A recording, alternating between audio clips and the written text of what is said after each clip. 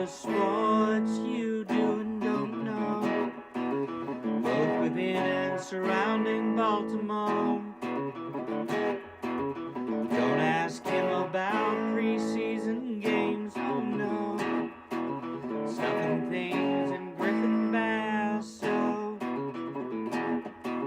Despite it being on the internet, he can call it what he wants, so Glenn Clark Radio,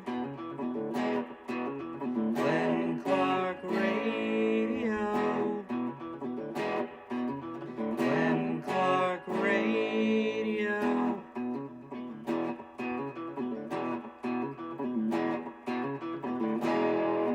Duke sucks. And good morning. It is early start for GCR today because it is our annual college lacrosse preview show. We will have plenty of time this week to further discuss the new Ravens head coach and the Royal sign for Amber Valdez. We can do lots of that throughout the course of the week, but today we are previewing the area college lacrosse teams, or at least most of the area college lacrosse teams today. And every year when we do this, our friend Patrick Stevens, Washington Post, Blue Ribbon, Lacrosse, USA Lacrosse Magazine. Just want to make sure it's ever changing, ever evolving. It really is ever changing. Ever changing. USA Lacrosse Magazine always takes time to join us in studio. It's great to see you, buddy. Thank you for stopping in. Thanks for having me, as always, Glenn. We will be hearing from the head coaches today at Towson, Johns Hopkins, Maryland, Loyola, Navy, and Mount St. Mary's. And we're not going to waste any time getting into it today because right off the chute, joining us is the head coach of the two-time defending CAA champion Towson Tigers. He is head coach Shawn Nadelen, and he is with us this morning here on the College Lacrosse Preview Show. Coach, it's Glenn and Patrick. It's great to see you as always. Thank you for taking the time for us. Always a pleasure. Appreciate you having me on. Obviously perfect lacrosse weather, so I know we're getting fired up. You're getting ready to start the season this week, but, Coach, I know Patrick has all the lacrosse questions. I have to ask the hard-hitting journalism questions before we do that. And the biggest one that jumps out to me, are you ruining mesh uniforms in lacrosse? Are you officially killing mesh uniforms forever? Are they dead? Will we never see another mesh uniform in the future of lacrosse, Coach? Fashion cyclical. It always comes back around. Just like lacrosse. There's some people will slide for years, and then some people won't slide in defensive packages. So it's all cyclical. We're doing our best to stay ahead of the curve. I don't know, man. This one's hurting me. I had not thought about it once, as you saw, until I saw that poke up on Twitter last night, and I said, wow, I guess there really are no more mesh lacrosse uniforms at this point. We still have the gold mesh, so don't worry. Okay. Oh, thank God. Thank God. Thank you, Coach. Those are forever. I appreciate you letting me know that. Coach, obviously, it's been a really good last couple of seasons, and I would assume the goals remain the same, that you want to get there, and then there's that proverbial next step that you want to take in making a deeper run into the NCAA tournament. What does it require for a program to be able to do that? And I realize it's not easy, right? I understand that you're talking about the best teams in the country that you're going up against and giving good fights to, but what does it take as a program to take that proverbial next step? Yeah, there's no doubt we want to elevate, the success that we've had over the past few years and continue to build upon it. It takes a committed group of young men, and these guys have done a terrific job, over the past few years, guys that are juniors and seniors to understand what it's taken to get to the CAA championship game, to earn that win, to battle in NCAA tournament games, but also that's not enough, So, again, it's being a little bit just more dialed into your preparation, understanding that the little things become big things, and that you just need to invest every day into maximizing what you get to do. Whether that be if we are having practice or not having practice, it's a day to get better, and I think our guys have done a good job attacking that. Shawn, along those lines, you've had obviously another run in the 2010s where you guys were either in the tournament or knocking on the door every single year, it felt like. Do you see some parallels with how this thing has built up over the last couple years with the success that you were able to have, even culminating with that Final Four run? I do, and I think again it comes down to consistency on a couple fronts.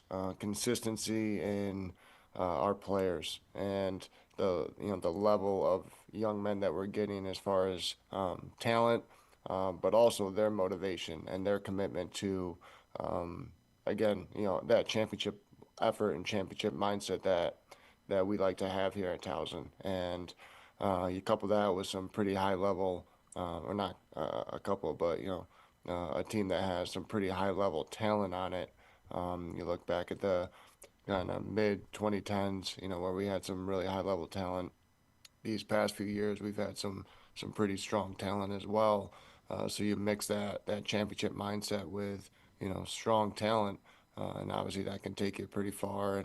And the consistency within our staff. I've been blessed to have not a lot of turnover on my staff over my career as a head coach, and I think that speaks to our players being able to get a heavy dose of consistency and expectations from what we're doing as a program. Coach Shawn Nadelen from Towson with us on the College Lacrosse Preview Show. Coach, I was just recently over there having this conversation with Pat, and he deals with has talented players. The entire country wants after him, and he's got to figure out how to keep him around. I don't know how much you deal with that, but when I think about it, Mikey Weishauer, I would assume that every program on the face of the planet would like to try to poach him away from you. Is that something that you've had to deal with in your team, and what does it say that a kid like that has remained committed to your program? Mikey obviously is a great talent and very deserving of the attention that he gets and has earned. And I think it just speaks to our program and the culture that we have. Again, players want to be a part of Towson Lacrosse, and it's because they're in a culture where we're committed to again that championship mindset, not just champions on the field, but off the field. And they know they're going to be pushed. They know they're going to be challenged. But it's for them to become better. And it's not just him. There's other players. But again, we're fortunate that our university, has a strong reputation as well as our program. And I feel that players want to be a part of it. And as there could be attractions elsewhere, but the strength within our program, solidifies it. Joaquin Villagomez had 60 goals or so over his first couple seasons, missed last year with injury. I know he was on the mend by the time the season had ended. How's he doing? How's he looking? And how much does he enhance your offense now that he's back on the field? He's looking strong. Again, he's a big presence out there. It's fun to see the dynamic between him and Mikey. Just kind of different players, in the same position at attack. You got Mikey, who everybody's aware of, obviously is explosive and quick and fast, and a dynamic lefty. Joaquin's kind of the exact opposite. He's 6'6". He's physical, puts his shoulder into you, imposing, strong righty outside shot. So it's fun to see those two guys kind of balance the field down there. But Joaquin has had just such a just hunger to get back on the field, dealing with his injury last year. We were expecting him to be back, and it just didn't work out that way. And even when he was back full go and cleared to play at the end of the season, like it looked like he was in midseason form because he was just so ready to be back on the field and wanted to, be an impact for our program. And we're seeing that. We saw it throughout the fall and then seeing it through the preseason as well. There's a part of me that wonders if you have enough balls to go around almost, because then in his stead you had Ronan step up a year ago and become a 40-goal scorer. Like I would assume that this goes into the good problem to have kind of category, that you have so many capable goal scorers going into this season. It is, and we're not going to get away from our philosophy of everybody doing their 1/6 in the offense, and we're going to share the ball. And I think the beauty to what you're speaking of is that whoever has the ball in their stick, can be a pretty dangerous threat, and hopefully that makes defenses have to worry about all of us a little bit more than just a few of us. On defense, Elijah Smith, one of your key returnees. I know he was an LSM for a bit of his career, starting close defenseman last year, and a preseason all-conference pick. Just how has he kind of developed over the last year or so, and especially with Joe Petro having graduated, how important a piece is Elijah going to be for you this season? It's pretty impressive for a young man from Nebraska to be able to, do what he's been able to do, and a ton of credit to Elijah for committing to, the stick work that needed to go into it, the understanding of what we're asking of him defensively. He played a lot of long stick midi, transitioned him to close defense middle of the year last year. Coach Grossi's done a terrific job. Working with him to get him to understand the nuances between the two positions and put him in position to be successful. So he expects a lot of himself, which I think is a big part to a young man's development and an ability to get better. And he's a competitor, brings a lot of energy. He's got a loud voice on the team, and he's a guy that's definitely worked himself into the role that he's currently in, and we're excited for that. You haven't purposely sent your staff out to see if there are more like kids wandering around Nebraska that might be able to like pick up a stick and figure this out, have you, because of it? Not this time of year. Yeah, that's find fair. them outside getting after it, but there's no doubt we're always looking under every rock. For sure. You have to make some. I know your top specialists, some guys that are departed, unfortunately, there, and you have to make some changes. Let's start at the face-off dot. Kai Lopez has some experience. Is he the guy coming into the season? Yeah, Kai's done a good job, kind of solidifying himself so far that he's going to kind of lead us off there. Replacing a guy like Matt Constantinides, who was a 4-year starter for us. Took the lion's share over 4 years, is a void. But it was something that Kai and Miles Kwan and Austin Welch have been able to learn through and compete against. So Kai's done a really strong job. He's so athletic. He's a guy that is not just a threat at the axe, but a threat with the ball in his stick, as well as our other face-off guys, and that's something that we want to work into our advantage as well, and be able to do that. But Kai's not just a one-trick pony at the axe. He's able to be, he's able to counter. He's able to throw some different moves out there, and he's ultra competitive. And I wanted to get into the goalie situation, too, since we're talking about specialists. And Luke Downs, another guy who graduated, Matt Nadelen, got a start last season and played solidly in the handful of games he was in there. Is he kind of the favorite at this point to be starting for you guys come Sunday? And what does that competition look like right now?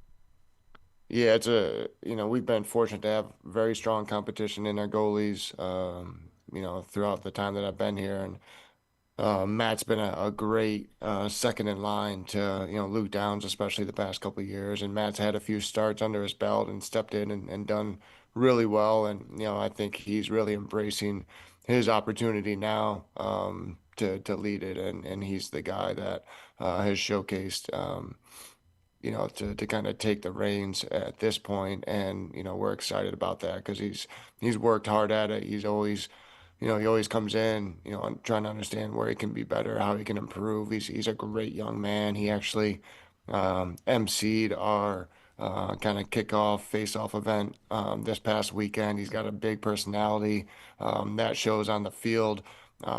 He's got a great voice to the defense, and expects a lot out of himself as well. So it's something that I think has really helped him solidify himself. But we got a really strong core of goalies that are right there with him, pushing them as well. That's really cool. That's a really cool story. Other newcomers that you feel like are ready to step in and see some serious minutes for your team? Yeah, we got a lot of opportunity for guys. So you're looking at defense, close defense. There's going to be 2 new starters there. New starter at long stick midi. Kind of Nick Sweeney at the long stick, and Nick Chan kind of fighting for long stick midi reps there. And at the offensive midfield, we graduated 2 fifth years on our starting line, so that opens up opportunity for guys like Owen Scott, who was on that first line, but more of a, I'm going to play off the chop, and Josh Weber, taking a little bit more of a prominent role there into the mix. Matt Burnham, kind of getting into the mix as well, and Alex Roussel, who's, been a midi and attackman for us, over that. Freshman wise, we got guys like 10, 11, Roman Dodson, Trevor Phipps kind of getting into the mix as well, and showing some promise as freshmen. Get that opener on Sunday against North Carolina. How was it important to you to have a big name there to get everybody excited, whether it's your fans or your players or just everybody in general, to start off the season with? It's not so much to get people excited. It's more for our program to, have great competition and be able to, step on the field and see where we're at against a strong team. And it worked out. Coach Bresci and I have been talking for a few years, trying to get something on the books, and it kind of worked out this year. I'm glad that he was willing to work with me. Something about me. If we started on the, Saturday of that weekend, it would have been a January game. I was like, Coach, something about me I feel like, if we're going to have a game, can we make it February? So February 1st, it is. And he was great with that. Again, it's going to be beautiful lacrosse weather. There's snow on the ground, so that's it's lacrosse season. That's exactly the way it works. I mean, it's fair to point out, like, we're only 20 years removed from March 1st being kind of early, right? Is that, by the way, is that legit that, like, you legitimately wanted to play the game on February 1st because you were just opposed to January lacrosse? 100%. So wild.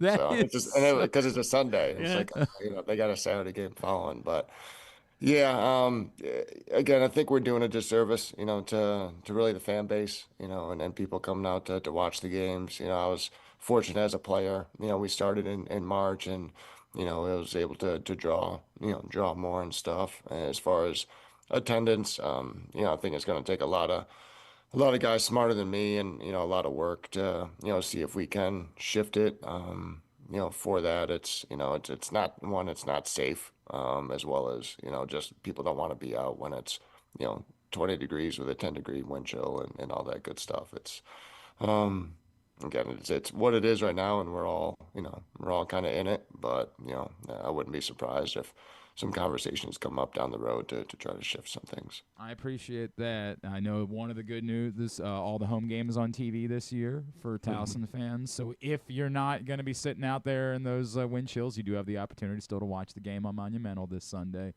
Yeah. And then I have to ask you something before I let you go, Coach, because I was looking at your all's roster page, and I recognize that, like, this could have been created digitally, but I need to know if every player on this team owns a tiger stripe blazer now somehow. I need to know if there's a story behind this, because it's sharp, right? It's the coolest thing I've ever seen. Is this real or is this digital?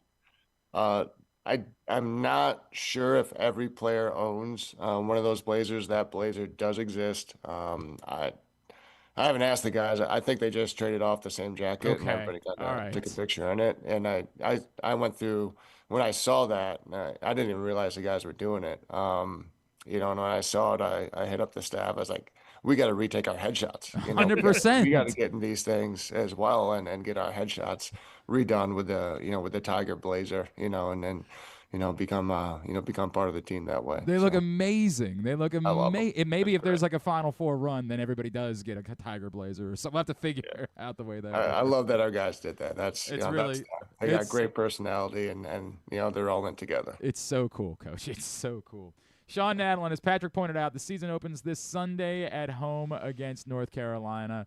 Coach, best of luck as the season unfolds. We'll be in touch. Thank you for taking the time for us, as always. I appreciate it, guys. Thank you. Enjoy it. That's Coach Shawn Nadelen from Towson.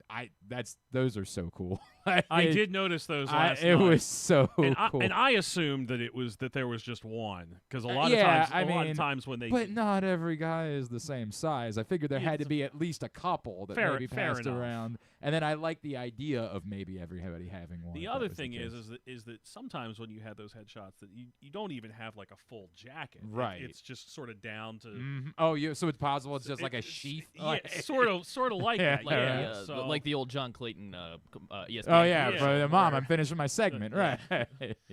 That is awesome. That is awesome. Well done over there. All right, thumbnail on Towson.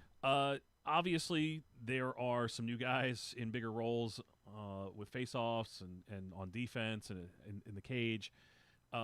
The attack is going to be really, really strong.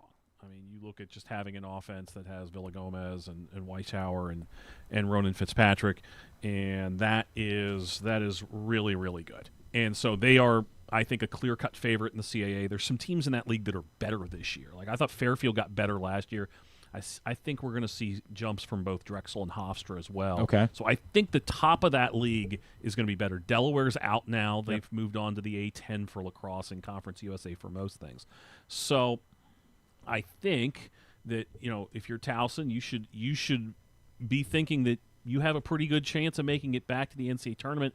They need to do some damage early to avoid a situation where they're playing in a play-in game or playing the 3 or 2 seed in the first weekend of the tournament, because the league, even though it's better, still isn't going to help enough for them to be able to sort of escape that if there aren't some high-end victories. And certainly there are opportunities with Carolina, with Hopkins, with Virginia, even some games like Villanova, Navy, potentially Loyola, potentially. There are games that could be helpful for them. It's not impossible. You're saying that they could find a way into the conversation, but it's still difficult at this point. They just have to do some stuff early to really. And the other thing that does is that if you can pick off a couple of those higher end games early, maybe that gives you the flexibility in case there is a surprise in your conference tournament. There's one school from the area that, unfortunately, as of right now, we are not scheduled to hear from today, and that is UMBC. So I do want to spend a minute while we have some time in between coaches sort of talking about expectations for the Retrievers, who also are the one team that, again, is abstaining from participating on, as always, they're not playing for another couple of weeks. So a team that went 7-5 last year, lost to Albany, the host of the conference tournament in the America East semifinals, picked 4th this year. I mean, they're kind of the projection right now is a team that's going to be mid-pack, certainly one of the top half of the America East, but maybe not a team that's going to match up as well with an Albany, which has some really good pieces back. I think Bryant's going to be pretty good in that league too. So it is, it's one of those teams that we're kind of waiting to see if there's maybe a little bit more gas in the tank than being a 500 or a little north of 500. They've got some interesting guys. Certainly, Dante Marinello on defense had 17 caused turnovers last year, and Connor McMahon, a guy that had a goals against average of less than 10 a game. That's a defense that's done a good job of protecting the goalie over the last couple of years, giving them good shots to see, limited shots to see. So I think their strength is probably, again, going to be on the defensive end. It's a team that was right around maybe a hair below 10 allowed a game and 10 scored a game. So a team that's built more on defense than on offense. And in that league against an Albany who is going to be able to score, there's probably going to be a few games where there's got to be a little bit more there than what they had done in that situation in the past. All right, now let's talk about big picture headlines, right? As we go through, we'll start with the teams that we're talking about today, and then we'll get into some nationally as the show goes on. But big picture headlines for the 5 teams that we are going to be discussing throughout the course of the day. For the 5 remaining teams. Yes. Okay. Well, Maryland, obviously, we'll start there. A team that has preseason number 1. Preseason number 1, legitimate national title hopes, coming off back-to-back Memorial Day losses. Last year they just lost to a better team. I mean, both years they lost to a better team. I mean, they were probably the second best team last year. Mm-hmm. Like the 2 years ago that was a kind of remarkable run. 2 years ago was a really good run under the circumstances, and then just ran into a buzzsaw on the last day of the season. Last year, more competitive on Memorial Day, but that Cornell team was older, and that was their window. Well, this is, I think, Maryland's window, and I don't necessarily believe it's a team full of superstars by any stretch of the imagination. But they have a lot of answers. I mean, I think Will Schaller is going to be one of the best defensemen in the country. And they, their short sticks are pretty good. And there's some other guys, like I think A.J. Larkin's going to have a really good year at long pole. And we can run down the list, and you go down like all their guys, and you think to yourself, well, this might not be on a scale of 1 to 10 a 10, but they got a lot of 8s and 8.5s. Maybe it's not a 9s. Bernhardt Yeah. and Wisnowskis, but it's I don't know if there's going to be a Tuaraton winner on or even a Tuaraton finalist, but there's still just a lot of really solid answers all over the place, and A, Maryland is not going to defeat itself, and B, the John Tillman record in May, especially with a week to prepare, speaks for itself. And that nobody's going to be better prepared than Maryland is. Johns Hopkins, coming off a rough year, back half of the season, was really tough for the Blue Jays, went winless in the Big Ten, need to be able to score. I think there's certainly some interesting guys there. Quentin Kilrain on defense for sure. They've got to find a replacement for Logan Callahan on faceoffs, but it's still a team that has recruited pretty well over the last few years, and the way the defenses are in the Big Ten, some of it's probably a function of them not being good enough on offense last year, and some of it is just running into really good defenses. So certainly a team that has plenty to prove and looking for a bounce back, and that absolutely also applies to Loyola, which just had one of those seasons from hell basically last season. Went 3-11, and so the Greyhounds have there's a lot that they need to show, and they've obviously got some pieces back. Not just some, but you go through the offense. You know who the only multi-goal scorer that's not back for the Greyhounds this year? It's Remy Reynolds. Yeah, defense, sure. A defenseman. Right, so. sure. Yeah, that's a good point. I didn't thought about it, but yeah. So they weren't a great offensive team last year. They were not. So that's the tension, right? Yeah, Like do you? Yeah, they have a lot of pieces. Do you back, have experience? Do you have experience or just a bunch of experiences, right? So I think with a new offensive coordinator, Justin Worden, that's going to be different for sure. And then elsewhere in the Patriot League, I think Navy's a team that they have some pieces, right? AJ Marsh and Zach Hayashi, and there's some younger guys on the offensive end that we saw last season. Can they take the next step? Because they've just kind of been muddling along here, tethered to within a game or so of 500, and so it's kind of a spot where you probably need to see a little bit of a step forward, and I think we thought we were going to see that a few years ago, and it for whatever reason it didn't happen. And then Mount St. Mary's, a team that took a step last year from I think 1 win to 4 wins, almost were in contention to make the conference tournament on the last day of the season, didn't work out, and a team that that was clearly a rebuild. And we'll see what the Mount has in store as they try to move into the middle of the MAC pack this season. They're picked to finish 5th, I think, in a 9-team league. So that would basically be right in the middle of the pack. So I think that would be a next logical step for them, and certainly a program that bears monitoring, but probably not a team that we're going to be talking about as a top 20 type team nationally. So that's what's on tap as far as the teams that we'll be speaking to today. Patrick Stevens is here in studio with us. It is our annual college lacrosse preview show. Johns Hopkins and Peter Milliman up next here on Glenn Clark Radio. Get in the game with Volo Sports. With over 15 sports to choose from, join a league or grab a Volo membership for discounted play, free daily pickups, fitness classes, and exclusive events. But the best part? A portion of every league fee helps the Volo Kids Foundation provide free sports to over 5,000 kids across Baltimore City each year. Don't miss out. Early pricing for the winter season ends December 12th. Final registration deadline is January 15th. Sign up now at volosports.com/Baltimore. Watch like a fan, win like a champ. Live Casino is your home for the big game. Sunday, February 8th. Treat your crew to a game day like no other. Catch every play on massive wall-to-wall screens. Score epic food and drink specials and enter to win fantastic prizes. Make your game day a winner. Lock in your table today. at Arundel Mills. Must be 21. Please play responsibly. For help, visit mdgamblinghelp.org or call 1-800-GAMBLER. The weather's getting cooler, so when you and your family are picking out a place to dine, be it lunch or dinner, let's make it nice and easy. Now, with 2 great locations, the Costas Inn remains your #1 destination. Whether you want to get steamed crabs and the full Costas menu out at the original location at 4100 North Point Boulevard, or sample the complete menu minus the steamed crabs at the new location above the grandstand at the Timonium Racetrack, Costas is your place to go. Check out the website CostasInn.com for a look at the menu, and if you want to plan that crab feast, call 410-477-1975. The Costas Inn. Gambling can be a fun and entertaining experience, but there are risks involved. If you're planning on betting on the game at the casino or on your phone or computer, know your limit, stay within it. Set a budget and a time to stop.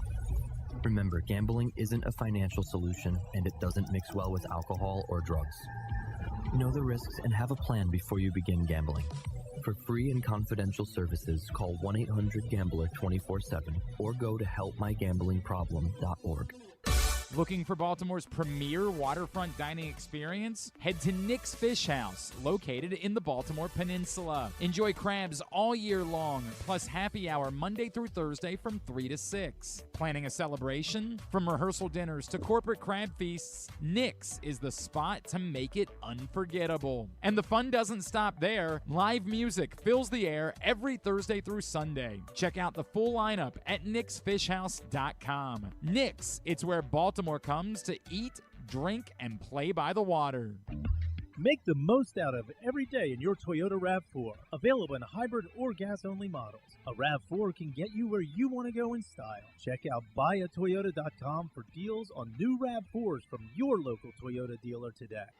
Coming back in here with Glenn and the other guy, Garrett, whatever his name is. You know who they are. Well, and today it's our college lacrosse preview show with Patrick Stevens in studio with us here on GCR. And next up on the hot seat, he is the head coach at Johns Hopkins. He's Coach Peter Milliman, and he's with us now here on the college lacrosse preview show. Coach, it's Glenn and Patrick. Always appreciate you taking the time for us. Thanks so much for hopping on. For sure, guys. Thanks for having me. Absolutely. Coach, I wonder, obviously a year ago, tough season for you guys. What does going through a year like that do in terms of how you choose to maybe rebuild a team, the way that you prepare? Is everything, the process is good, or do you think about the way that you change the process when you go through something like that? I think anytime you're going to see some struggle, you're going to have to reevaluate the process. Hopefully you're doing that, when you're winning as well, and trying to make sure that you're not letting anything get stale and you're staying ahead of it. But, we had some struggles down the stretch at the end of last year. Certainly it caused some reevaluation and relook at the way we do a lot of things. I think more than anything, just making sure we're emphasizing the fundamentals, the basics, getting back to, playing simple lacrosse and executing at a high level. And the better job we do that, I think the better lacrosse will play, regardless of who's on the field and what the situation is in the game. Peter, how well do you think that your guys have embraced that, just in taking on the fundamentals and whatnot? And what have you seen throughout the fall and here in the preseason that kind of backs that up?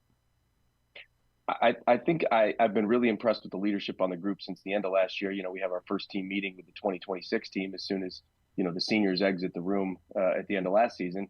And I think the senior group and the leadership on that team, really started to solidify a plan and an emphasis on what we're talking about right now, basics and holding each other accountable and, pushing that limit on a daily basis. I saw it throughout the fall. We even held off on picking captains until later in the fall because we felt like we were getting a good push from a large number of guys. We didn't want to, take that voice away from them in any capacity. So, we let that play through November. I thought, we really did a lot of work off the field in November to, emphasize those things. So it's not just the X's and O's. It's not just the fundamentals on the field, but, how we're integrating with each other, with the dynamic in the locker room, how we're maintaining, discipline in the cleanliness of our space and take care of our own business and showing up to things on time and, getting to know each other better. And I think that led to having a really good November. It was an outstanding version right there. And, we come back here and you're kicking, ice chunks off the field and you're just trying to, get going and keep the game as simple as possible because that's all you have right now. And I think a lot of those things are playing into where we are. So, there's always going to be progress to be made. It's an uphill battle to get through that all year. But I've been really happy with the way we started out that stuff. Coach, you mentioned November. I was going to actually start with you with specialists, and I'll go to face-off because obviously replacing Logan Callahan there. I had heard that Dan Shepard had kind of been the guy that had jumped off the page a little bit in the fall. Is he the guy? Is that still something that maybe you'll be monitoring as we get into the season? I mean, we're certainly monitoring it. I think Dan did a good job this fall. He had a good outing against I think it was Army. But we've graduating a guy that took about 95% of the faceoffs last year. It's unless you have another guy that can take 95, which is not usually likely. Then it starts to be a committee and a competition in the room, and that's what we're looking for. And I think we had some good battles, and we're going to continue to have those. Peter, doubling back to the leadership idea with Quentin Kilrain as a junior, as a captain, just what has he kind of presented to everyone that makes him such a dynamic leader, and how important is he both on and off the field for what you guys want to do this year? He's as tough a kid and a competitor as you get. So when you get that element from a teammate, from a leader, it really resonates with the guys. But the biggest difference with Quentin, and I think this is maybe the simplest way I can wrap it up, is that he's a straight shooter. Like he doesn't mix words. He doesn't overcomplicate the situation. If it's wrong, it's wrong. If it's right, it's right.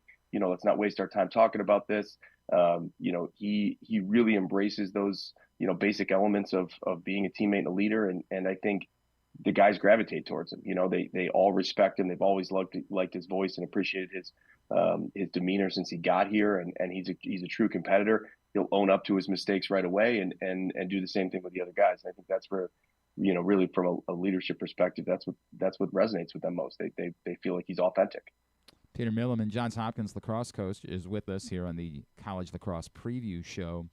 Coach, I'll stick on that side of the field, and I'll go. You have a goalie back who played a lot a year ago in Orrin. Is he definitively the guy going in? I know you have one of the top prospects in the country coming in as a freshman. Is that solidified? What you're going to be doing between the pipes? I mean, it's solidified when we get on the field and we're making plays and doing the right things there. We love Orrin. He had some big minutes last year. He is certainly somebody that we could trust and depend on. We don't want to make anything a foregone conclusion, so there's always going to be a battle in the competition. Certainly with the influx of some young players that can compete, we're going to give them an opportunity as well. So we'll see how that goes. Who are some of the freshmen that have impressed so far for you since you guys got back to campus in the fall? On the offensive end, there's a Max Wickersham from the Philadelphia area. Has been very good. Attack midfielder, plays a little bit of both. Physical player and pretty consistent. Oliver Nolting out of Colorado. He's got a skill set and pretty dynamic ball mover. David Desquie is a midfielder. Got some physical dodger and shoots well. Parker Sorensen and Gavin Fitzpatrick, two defensemen that have some skill and some tenacity. Dash Lamity, you mentioned, is a goalie that is a top prospect coming in. I think he's got a real high ceiling. We'll see how he develops. Alex Swinney is a freshman draw man from Lawrenceville. Been competing. Everybody takes some time to get settled in as a freshman, get to know the system, get to know their game, see how it fits in. Find a way to compete as hard as they can without, worrying too much about mistakes and stuff like that. It's just everybody's got a little bit different learning curve. That I would say that group. There's others too. Those are the ones that jump at the front. Coach, from the outside perspective, a year ago, it seemed like just getting the ball in the back of the net was the thing that just maybe didn't continue at the pace that it needed to in order to be able to get some more wins in conference play. Is there a next level? I guess the dumb guy question is, how do you get more goals this season? And is it a process? Is it hey, we just need to shoot better? Like, how does that happen to get a few more goals this year? Sure, it's a little bit of everything. We certainly need to shoot better, but the biggest factor for that is making better decisions when you shoot. You're not going to have a high shooting percentage when you take bad shots, and I think. We're victim to that at times. I think it's it's a sliding scale, so it's always going to be something that we're looking at and moving and working towards. We're not expecting to shoot 100% very often, but we're working towards it. we need to be a little tougher with the ball and attack the net a little bit, more physically and more consistently. And probably the most glaring one is we need to take care of the ball. We're not going to score a lot of goals when we put it out of bounds or we give it back to defense. So, those are all important factors. I don't think anybody's going to dispute that. And I don't know if I would put myself on record of saying anything specific X's and O's wise. I think it's really just the basics of what we need to do. There's a lot of things we got to reevaluate and make adjustments to from a schematic standpoint. But those are the big three right there. Certainly seems like there are some pieces on that offense that are known. Guys like Matt Collison, Hunter Chavette, Charlie Eiler all come to mind. When you look at that group, do you feel like that is a good starting place for you, that you have some established guys that even if last year didn't go the way you wanted to, they've got plenty of experience and they're guys that know exactly what you're looking for? Yeah, there's no doubt. I think, you mentioned some big pieces. There's a few others with a lot of playing minutes, but, even some of those guys were on the younger side last year. Matt Collison's played every game since he's been here, but, Hunter Chavette spent his freshman year playing midfield.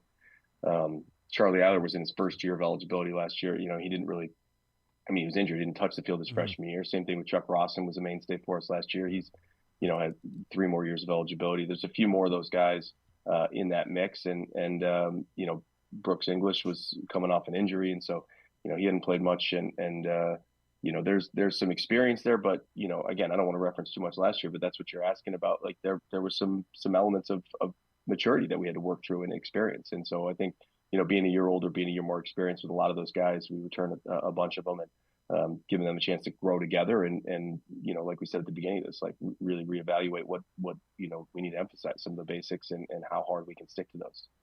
Peter, we were just chatting with Shawn Nadelen a minute ago, and it was interesting to hear him say that he thinks that the conversation might be shifting about the calendar. And we've just grown so accustomed to early February, or in this case, January lacrosse. We joke about the ice chunks on the field, but we're all seeing it. There's more weather in the forecast. Do you sense that the conversation is shifting and that there will be a deeper conversation to be had about the schedule, or are we just so entrenched at this point that this is how it works? We got to play these games and we can play them, that this is what we're going to be doing moving forward? No, the conversation has to be had at a deeper level. We've hinted at it for a while. The issue is that a lot of it, underlying factor is tournament selection and how that factors in. So everybody needs to play, the toughest schedule they can, and you're going to risk that when you're playing 2-game weeks. And so if everybody's playing 1 game a week and you've got to play the hardest schedule you can, you just keep bumping it back so that you have a week in between each game. It looks like a football schedule, but 15, 20 years ago, not even that long ago, people were playing midweek games on a regular basis. If they weren't starting until mid-February, late February, and then they just keep shifting back. And I think the emphasis is that you can't risk playing a midweek game before, a big non-conference opponent on the weekend, and you can't risk playing a bottom 50 RPI team, because even winning that can hurt your chances in the tournament. So you end up with the top teams play the top teams and they don't play anybody else.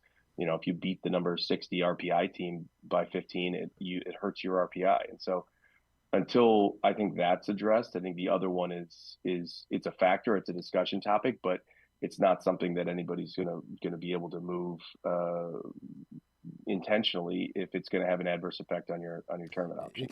It sounds like you're saying it's a problem with no actual solution at the moment. There are solutions and we're working on them. I think those are conversations we've had them every year, and just simply moving the start date later, saying you can't play games until mid-February is okay, but I don't want the effect of that to be that teams play less games, because that's not fair for the kids. So we want to keep a full game schedule, and we just need to manage the challenges of who those teams are that you play. I play Towson on a midweek. That's a tough one to play midweek because we're playing them before, Georgetown or Loyola or whatever, and that's the only midweek game I have all year. And Shawn's right. This isn't an optimal scenario for us, for the kids, for fans, anybody watching January lacrosse. But we're gonna dig deeper into that conversation, I'm sure, because this is not a lot of times you get a foot of snow dumped on you in Baltimore, but here we are, so we got to figure it out. The danger is there might be more. That is the real rumor. That's the rumor, is that there might be more. With that said, Johns Hopkins is going to get things started this Saturday, hosting Robert Morris at noon. Again, weather permitting, I guess is the words that we have to use with that. Coach, always appreciate you taking the time for us. Best of luck as the season goes on. We'll, of course, be checking in as you do. Thank you so much. You got it. Thanks for having me. Peter Milliman from Johns Hopkins. It's interesting, I didn't follow up immediately when Shawn said it, but the way that Shawn said it really felt different than what we've heard. Everybody always says we can't do it. We can't do it. But Shawn really it's obnoxious that you're playing lacrosse in January. Yeah, and he was joking. I mean, joking. He was but only kind of joking. Yeah, I mean, clearly it's a thing. Well, think about it. You're in a perfect world, right? You could figure out a way, and some of this, neither he nor Peter brought it up, but part of the solution to this isn't so much, the RPI stuff or the number of games.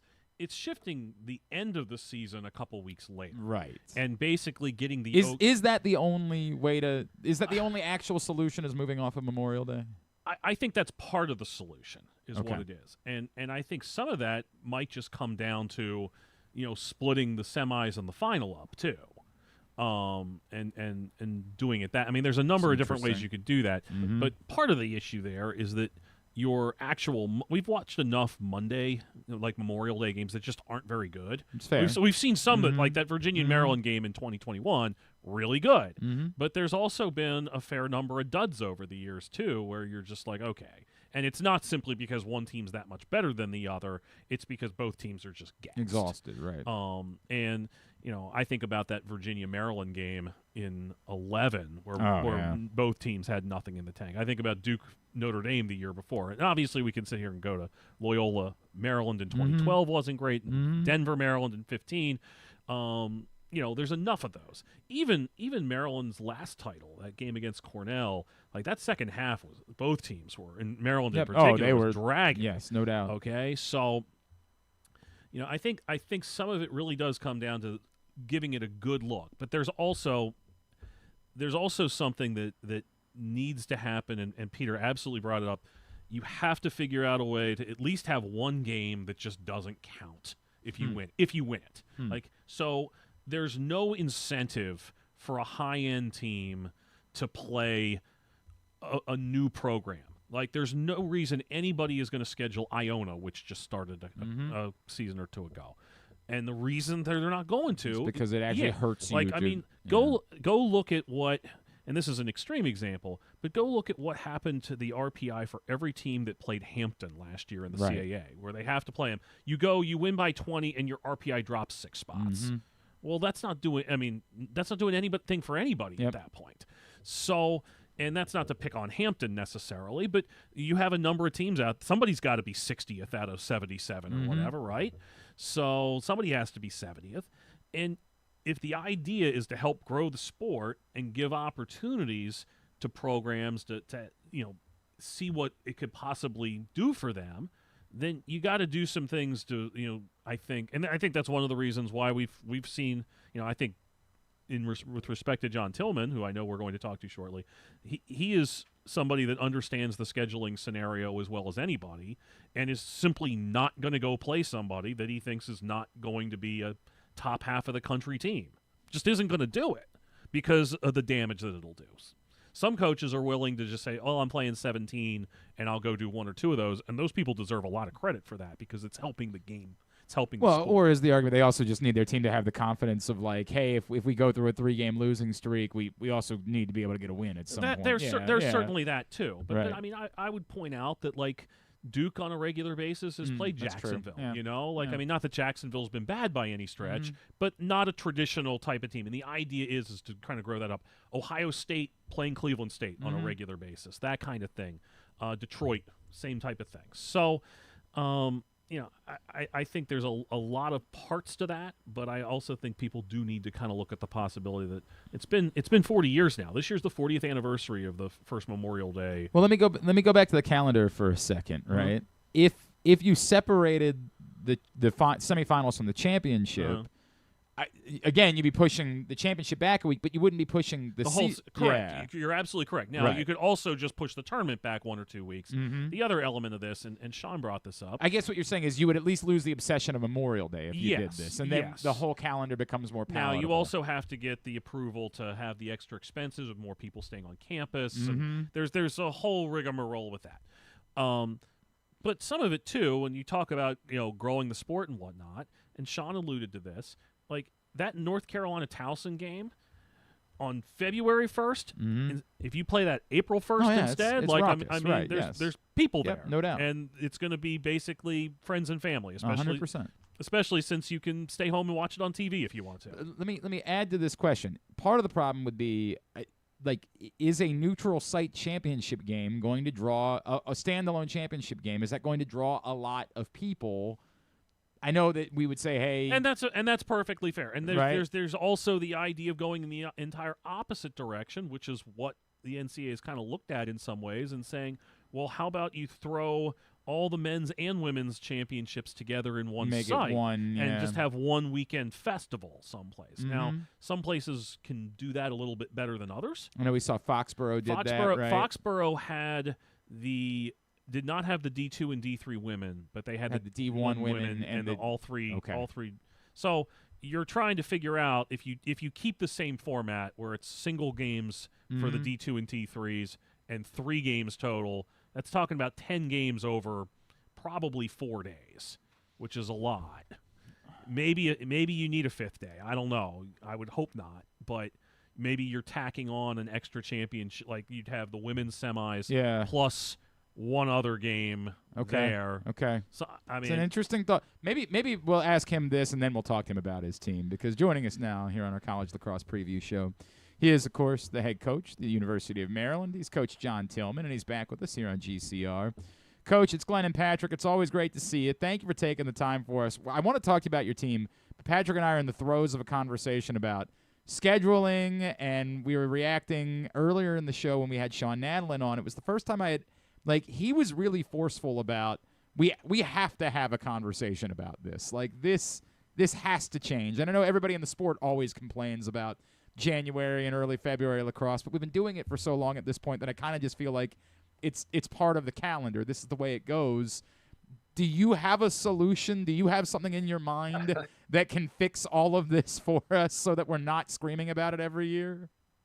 I do not necessarily have a solution. I do think, when you're like, let's just step back and think common sense.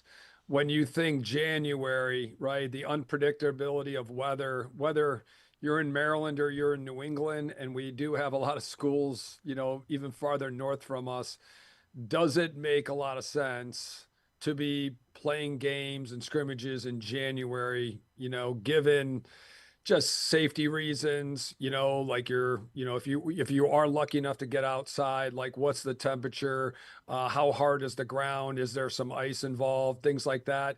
So there's player safety. I also think, you usually are playing your league games at the end of the year, and then the early season provides some opportunities for really exciting out of conference games.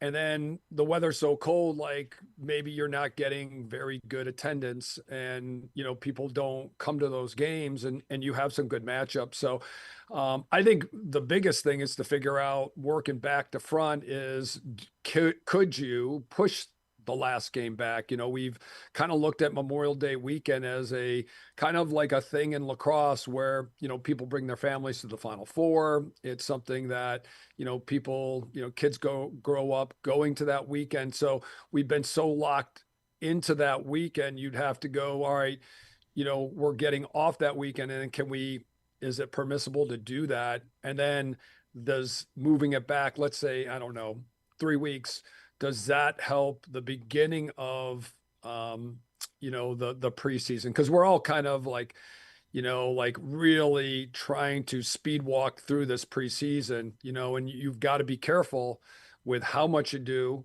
because an injury here, injury there, it definitely changes any team.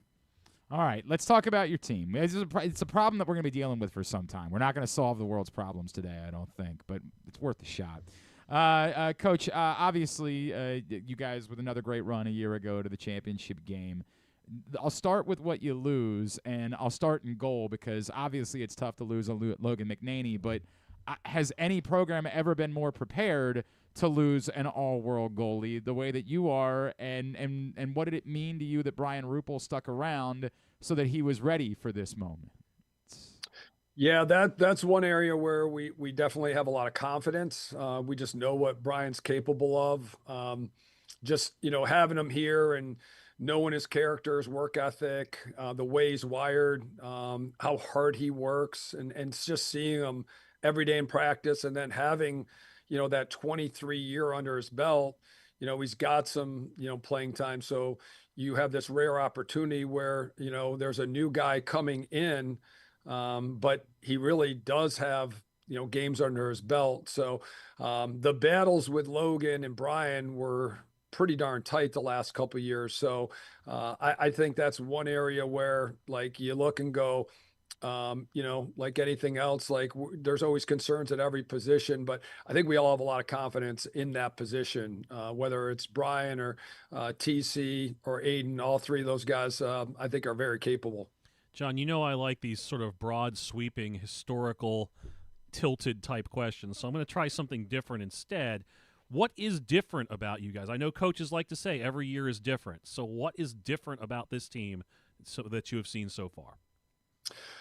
I think what's great about college is, that you get your time with the guys, and, your new guys show up and you get to see them kind of young and wide-eyed. And then 2-3 years later, you see their maturity and you see them grow. And then all of a sudden they become the leaders. And it's just awesome to see that progression, because that, just this experience is going to get them ready for the rest of their life and all the challenges that they're going to face. So we did lose a great group of guys, great leaders, some guys that just not only did they do their job, but they had a good sense of, what the team needed, looked out for the younger guys, made sure we were organized. Guys like Daniel Kelly, Jack McDonald, obviously you mentioned Logan, and I could go on and on. So there's always concern when you lose those guys, but you also know there are other guys who can not only provide the playing time, but also the leadership. So we definitely are kind of working through some things like anybody else, just trying to get a sense of, what do these guys do best? And I think that's one thing we've always tried to do around here is play to the strengths of the guys, not force them into a box, and kind of put them in spots where they feel the most confident. And then, we try to kind of maximize their potential because of what we're doing to adjust to what they do, not forcing them to adjust with maybe some rigid rules and some things we want to do. He is John Tillman, Maryland Lacrosse coach. He's with us on the College Lacrosse Preview Show. Something that is different, you bring in Henry Dodge from Vermont. Someone that I think was in high demand in the transfer portal. What impresses you about him most, and what do you expect in his ability to translate to playing against the best teams in the country this season? Yeah, just everything we heard, when we started to do our research, just heard how competitive, how invested he was. And all of that definitely has rung true. Every day, he's putting in the work. On the field, in the weight room, studying his craft, always wants to get better. What I've been probably even more impressed with is his ability to help the other guys in the unit. The face-off guys, we've always called them the hog pen around here. It's their group every day battling. And you would hope, much like a goalie room, you want those guys to be fierce competitors, and you want those guys to be starters, yet you want them to push each other to try to get better. And Henry's been great, just, helping the younger guys or the other guys, and just giving those guys advice like, hey, if you do this, it gives me more problems. Or, hey, like if you did this, that would force me to do this. And then helping and mentoring those guys, even mindset, technique, you name it. So that's been great. And not everybody can do that. Some guys just get focused on what their job is. And Henry's been really good at, trying to maximize his potential, but trying to bring out the best in everybody else, which, again, that's just great leadership. John, the number 1 jersey is obviously one of your traditions here over the last decade or so, maybe longer, really. You go back to Joe Walters and guys like that. But Eric Spanos gets the number 1. What led to that decision, and just how fitting a choice do you feel like he is for that? Yeah, that's always a tough one. You have usually like every year, you're always going to have some strong candidates. So we always, we'd love to kind of announce that, maybe in the fall and just, say, hey, here's the guy. And some years we have, I think maybe in Jared Bernhardt's case, we did that. And then some years you let it play out a little bit more, just in fairness to everybody. And we, like always, we always have some good candidates. And I think ultimately, Eric, just kind of seemed to be the logical choice. 5-year guy, just all the challenges that he's faced since he's got here. Guy faced some injuries in high school, really resilient. But since the day he got here, how hard he's worked, just a team first guy, always pushing himself to be better, great teammate, great leader. And other guys definitely are in that category. But I think as a staff, we just kind of felt like Eric was the logical choice, but certainly had several other choices that I think would have been great candidates as well. I'm sure one of those guys that would have been on that list would have been Will Schaller, who is clearly one of the best players overall in the country. I don't know how many more superlatives you can offer for a young man like that. We think about that play from Notre Dame a year ago, which was just one of the more remarkable things, individual efforts I've seen.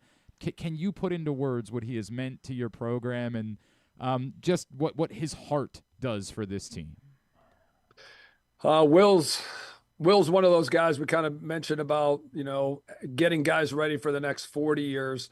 That's a guy that whatever he does, he is going to excel and be super successful. You mentioned how hard he plays, the heart he plays with, how strong he is, how competitive he is. And those are things that people see. I think what people don't have an appreciation for is just the intellect, the type of leader that he is, how thoughtful he is. He's about as smart a guy as you'll see. His transcript in high school, it was only A's and A pluses, and there were more A pluses than A's. At first, I think was thinking pre-med, had a little change of plan just based on his interest and maybe what he wants to do. But he just, you think about student athlete, and boy, he's an A plus in everything. And again, physically strong, that's probably the first thing you see, how strong he is and how competitive and physical. Yet he is as bright as they come, not only in the classroom, but just can read the room, great with people, very thoughtful guy, looks out for the younger guys. Definitely, again, I kind of run out of adjectives when I think about him. And those are like, guys that, you have no doubts that, when people start calling about job opportunities and recommendations, you're like, you're going to want this guy. I can tell you this, and you're going to call later about how do I get more Will Schallers. And then I was going to say, you've had a lot of luck with families over the years. You now have another Schaller on your roster. What have you learned about Eli? And I know he plays a different position and does different things, but is he someone that you can see some of those intangibles that you're talking about in? For sure. And I think one thing I kind of like, I'm a third boy in a family, and I have great appreciation for my siblings. I think people kind of mentioned it with Drake May. He had some older brothers that toughened him up per se, and having some older brothers and kind of getting you ready for the real world, toughen you up, things like that. Eli, I think, has been great. He's got an old brother to get him ready as he's growing up. But playing a different position, I think, is super cool. Because he's kind of like charting his own path, and sometimes you can be in your brother's shadow. But I do think when you're playing on the offensive end and your brother's on the defensive end, There's a distinct difference there in terms of, the type of player that he is. They're both very physically strong. They're both great athletes. Their parents were very good athletes. Dad played lacrosse at Penn State. So they definitely come from great stock. They're just a hardworking blue collar family, just humble, but really smart people. And both those guys, I think, Eli, we came out of the fall. We always have high expectations of our guys, but I think he was definitely a bright spot for sure in terms of just picking up things quickly, and being comfortable, not afraid, definitely out there aggressive every day, and just trying to get better. So we're really excited about his future. Couple guys on the rope unit I wanted to bring up. AJ Larkin taking over that spot at LSM after Jack McDonald's graduated, and Eric Kohler, one of the top short sticks in the game, I think. How vital are those two guys for getting to where you guys want to get to this season? Yeah, both those guys, really excited about them. Both those guys are captains for us. So not only are they individually really good players, great leaders, great teammates, guys that they do their job, but they can also make sure that everybody else is on the same page, communicating, getting us organized, helping guys, picking them up, giving them guidance, and guys that not only on the field, but off the field do a tremendous job. High character guys, just guys you never have to worry about. They're going to do the right thing. They're consistent, they're steady, and they're both tough as nails. Offensively, you bring back obviously both Spanos and Urksa, but is there someone else, and as you lose a Daniel Kelly, is there someone else that you can see that's ready to maybe step up and be another big-time goal scorer for your group to kind of make up for the next group of guys that you did lose? I think we have a good group. I don't know if there's necessarily one person. I think this group's definitely going to be all about the collection and everybody kind of playing off each other. Just because I don't think we've asked anybody to be the guy. Just go out there, play good lacrosse, share the ball, make good decisions. And I think those are the hardest teams to play against. When you're just waiting for one guy to kind of carry the load, you get predictable. So I think the more we can get a number of guys involved, and I think we have some good depth, the more dangerous we'll be. I know that's true. I also know you've had some pretty good luck with guys that were pretty good individual goal scorers over the years.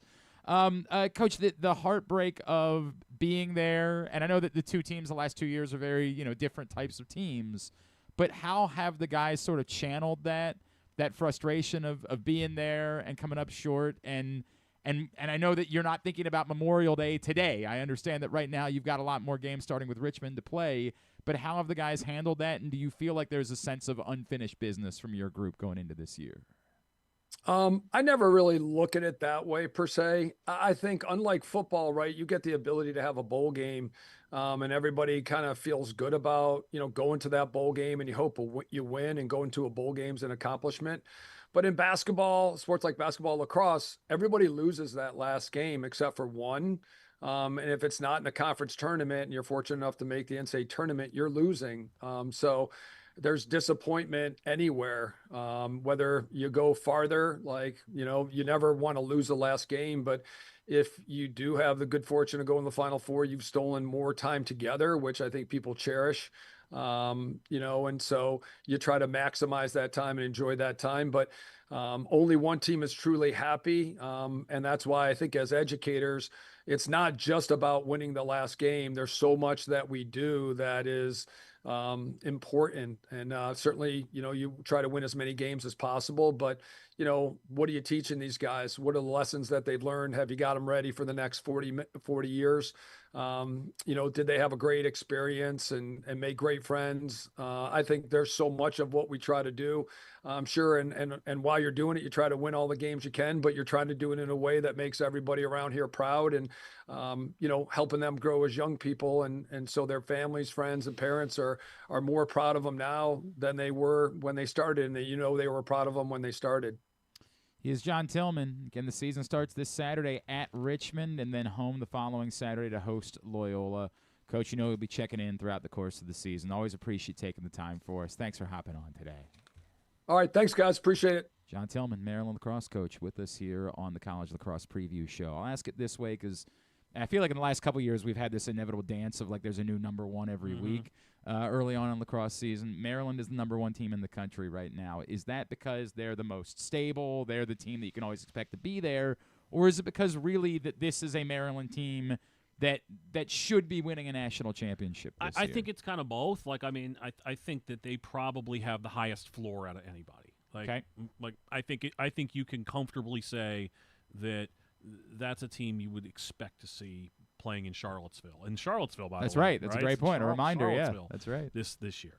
I don't know if the ceiling is as high as some other teams, but you could have looked at last year and said, well, Syracuse's ceiling, because that's the team that comes to mind, right? Like they've that freshman class that they had really started to build around. Well, they're all seniors now, right? Like that team probably has a higher ceiling as to how well it could play and how much it could just blitz people. But I also think that Maryland's probably going to play more consistently than that Syracuse team is. Doesn't mean that one of those teams is going to win a national title. Excuse me. I get it. I completely understand what you're saying. It's just that's always an interesting way of looking at it. I mean, we can run through it. Like Princeton, I think you could fairly say, well, what's their defense going to look like? I think with Syracuse, you have the data point of last year's Final Four, and like, okay, well, Maryland was 6 goals better than them that day. That's it's not the exact same team, but the core groups are very similar. So you have all that. Who else do we want to talk about? Georgetown, who I think is going to be good. Yep. I don't know if they're going to. I mean, from what I understand, they've played pretty well in some scrimmages so far. I'm about to get a good look at them this Saturday. I'm about to get an up-close and personal look. It was funny. I was at WBAL yesterday, and I was looking out, and I was seeing all the snow, and I said, off in the distance, I see the lights, and I'm like, oh, God, we're playing lacrosse there in just a couple of days. Next up on the hot seat here on our College Lacrosse Preview Show, Patrick Stevens in studio with us today. He is the head coach of the Greyhounds. He's our friend Charlie Toomey, and he's back with us now. Coach, it's good to see you. Thank you, as always, taking the time for us. Oh, you got to unmute yourself, Coach. You got to – oh, no. Oh. I did it. Oh, you did the thing. You did I did the thing. What's up, buddy?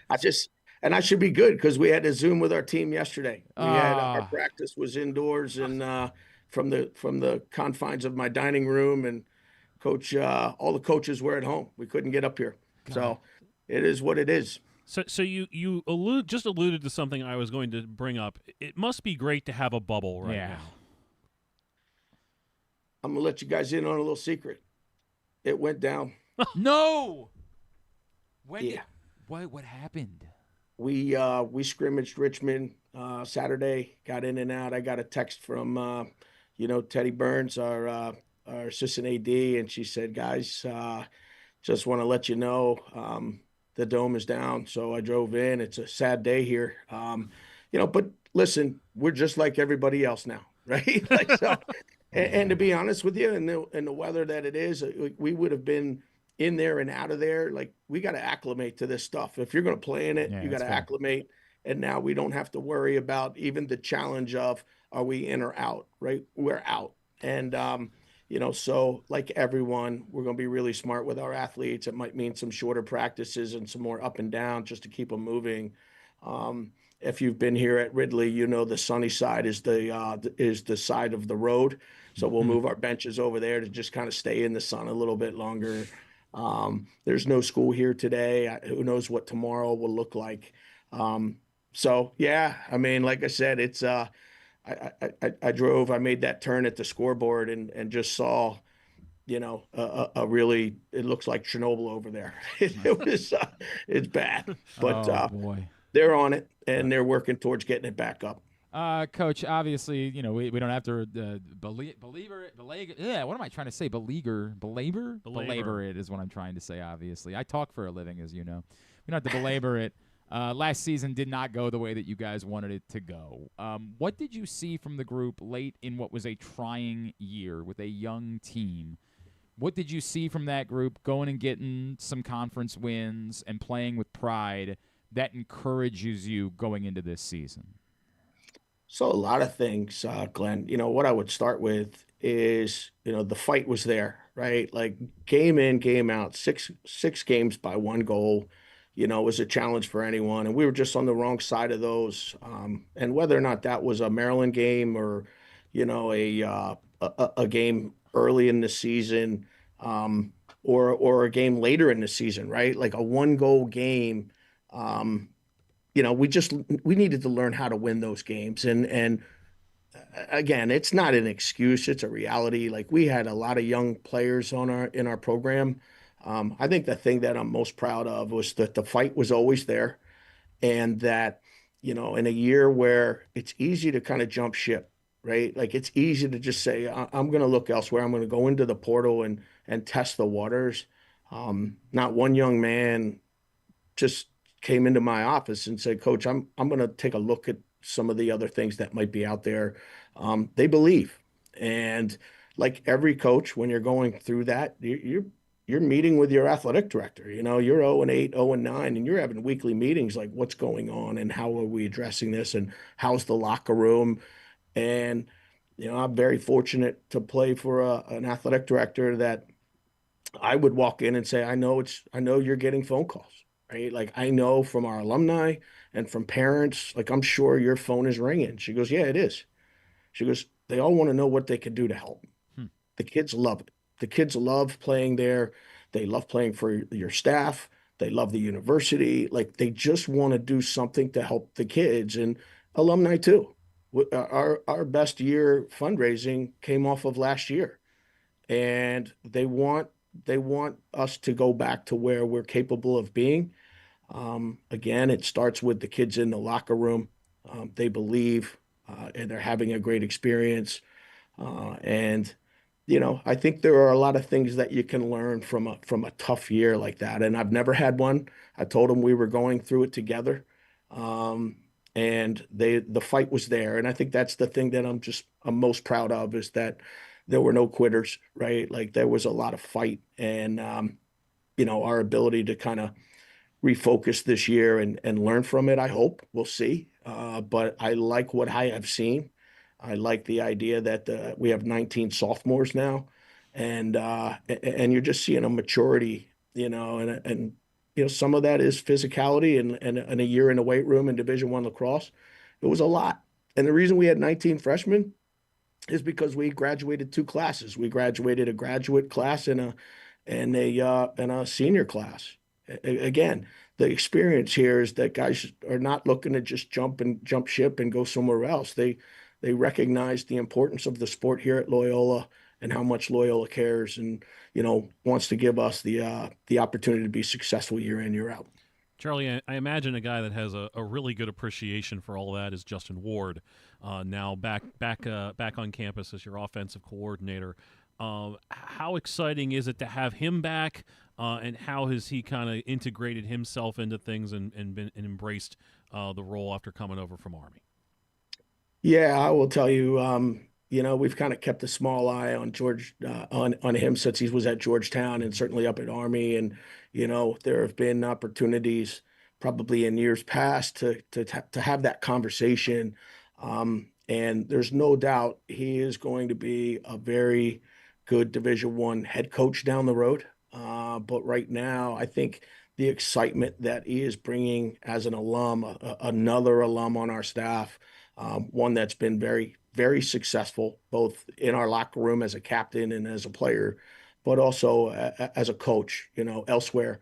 The guys are responding really well. And what it allows all of us to do is kind of talk about the history of our program, offensively, defensively, and the buy-in. Like I said, the excitement from day one with the fall is just there. He connects with our athletes. He connects with our offensive players in a really meaningful way. He first came in, I'll give you a little story. He just said, Coach, over the summer, I was making phone calls to all the players. I just wanted to introduce myself. And I asked the question, what is the culture like? What is Loyola's culture, their ethos? Like, what do you stand for? And he goes, Coach, I got a lot of different answers, family, toughness, a lot of things that, kind of you ask any player and they're in a locker room and they care an awful lot, they're going to say those types of words, discipline, things like that. And what we talked about as a staff is like, listen, let's refocus. Let's refocus on our culture. Let's give them a couple things that when somebody asks, what does it mean to be a Loyola lacrosse player? It's going to roll off their tongue, right? And so that was an opportunity as a staff very early to sit down and identify some things that we think are really important, that we can use in recruiting, that we can use in our locker room, that we can use out of a timeout, right? Like what is me being a Loyal? What is the Hound way, on and off the field? What does that look like? And we were able to do that. And we're very fortunate to go on a retreat and address those things and really dive into them. And it wasn't just a coach's exercise. It was our players. It was our captains that were involved in it. We presented it to our alumni, on a Zoom, and they loved it. And, we've had a lot of great feedback, but I will tell you, this past semester, fall semester, we had our highest GPA as a team ever, and for the first time, probably because I was here and Justin and Coach Dwan and all of us, but we were the number one male team on campus, highest GPA. So, that is the Hound way in action off the field, kind of just aspiring to be a little bit better and, just really, just a lot of great things that really started with, let's talk about our culture and who we've been, where we want to go, and how we're going to do this together. He's Charlie Toomey, Loyola lacrosse coach, with us on our college lacrosse preview. Coach, I think offensively, Matthew Minikis is a known, obviously. There were a lot of guys that all kind of had moments otherwise, but maybe weren't very consistent for you a season ago. Are you starting to see one or two of those guys who you feel like are ready to become consistent goal-scoring options for you this season? Yeah, I mean, I think that we've got a couple, again, they were freshmen, but I think what we have seen is that guys are taking that next step, certainly in practice, and we're starting to see it a little bit in action, with the limited scrimmages that we had via the fall and spring.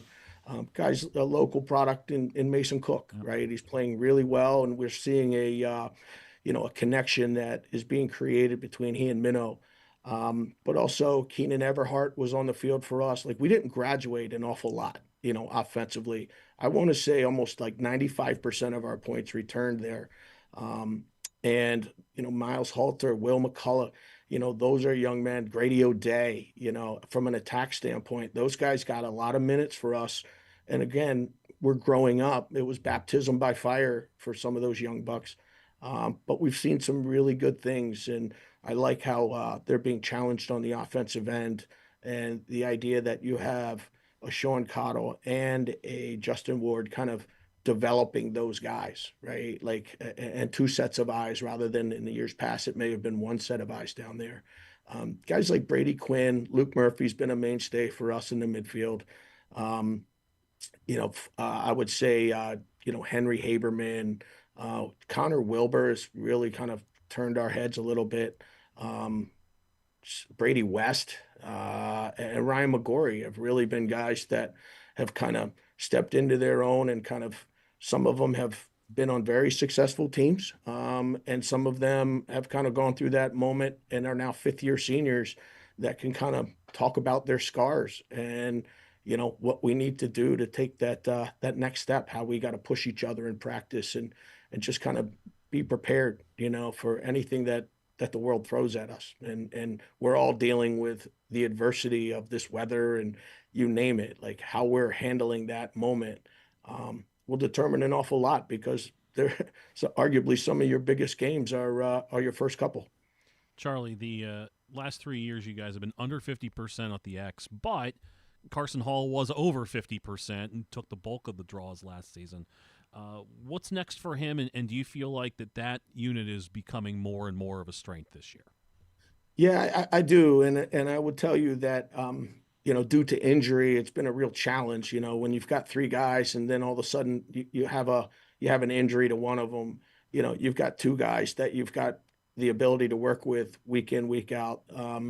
So having 4 right now, 3 that are relatively healthy going into this weekend, it's created competition in practice, and we feel really good, about the development of that group. I think Mason Graves and Aiden Kamerer and Carson Hall all are capable of taking faceoffs on the weekend, and obviously we don't feel like we have to have one guy, that's running out there. We don't have a Bailey Savio, a Graham Savio that's just he's gonna take every face off. We feel like we've got the ability to kind of make a couple changes, maybe smaller, faster, get the ball out, get to it, or a guy that can match up and be a little bit more strength on strength, if you will, and try to go with a power clamp. So it's been good, but again, it becomes real very quickly.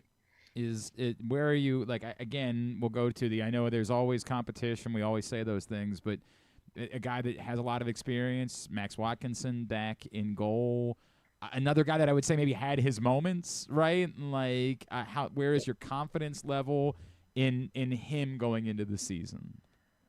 Yeah, he's had a great spring, and I really challenged that group to really 3 goalies to just kind of step up and who's going to win this job, and again, yes, you're a starter, you're coming back, but you're coming back to it for a team that was 0-10 at one point, and so from a leadership standpoint, we challenged all of them. As a goaltender myself, I'm always kind of statting things and looking at, okay, if you're going to rebound the ball, there's a chance we're going to have to play an extra long possession. I want us to really work on catching the ball and making a great decision in the clearing game. And Max he's answered every bell. And last week we had our last scrimmage.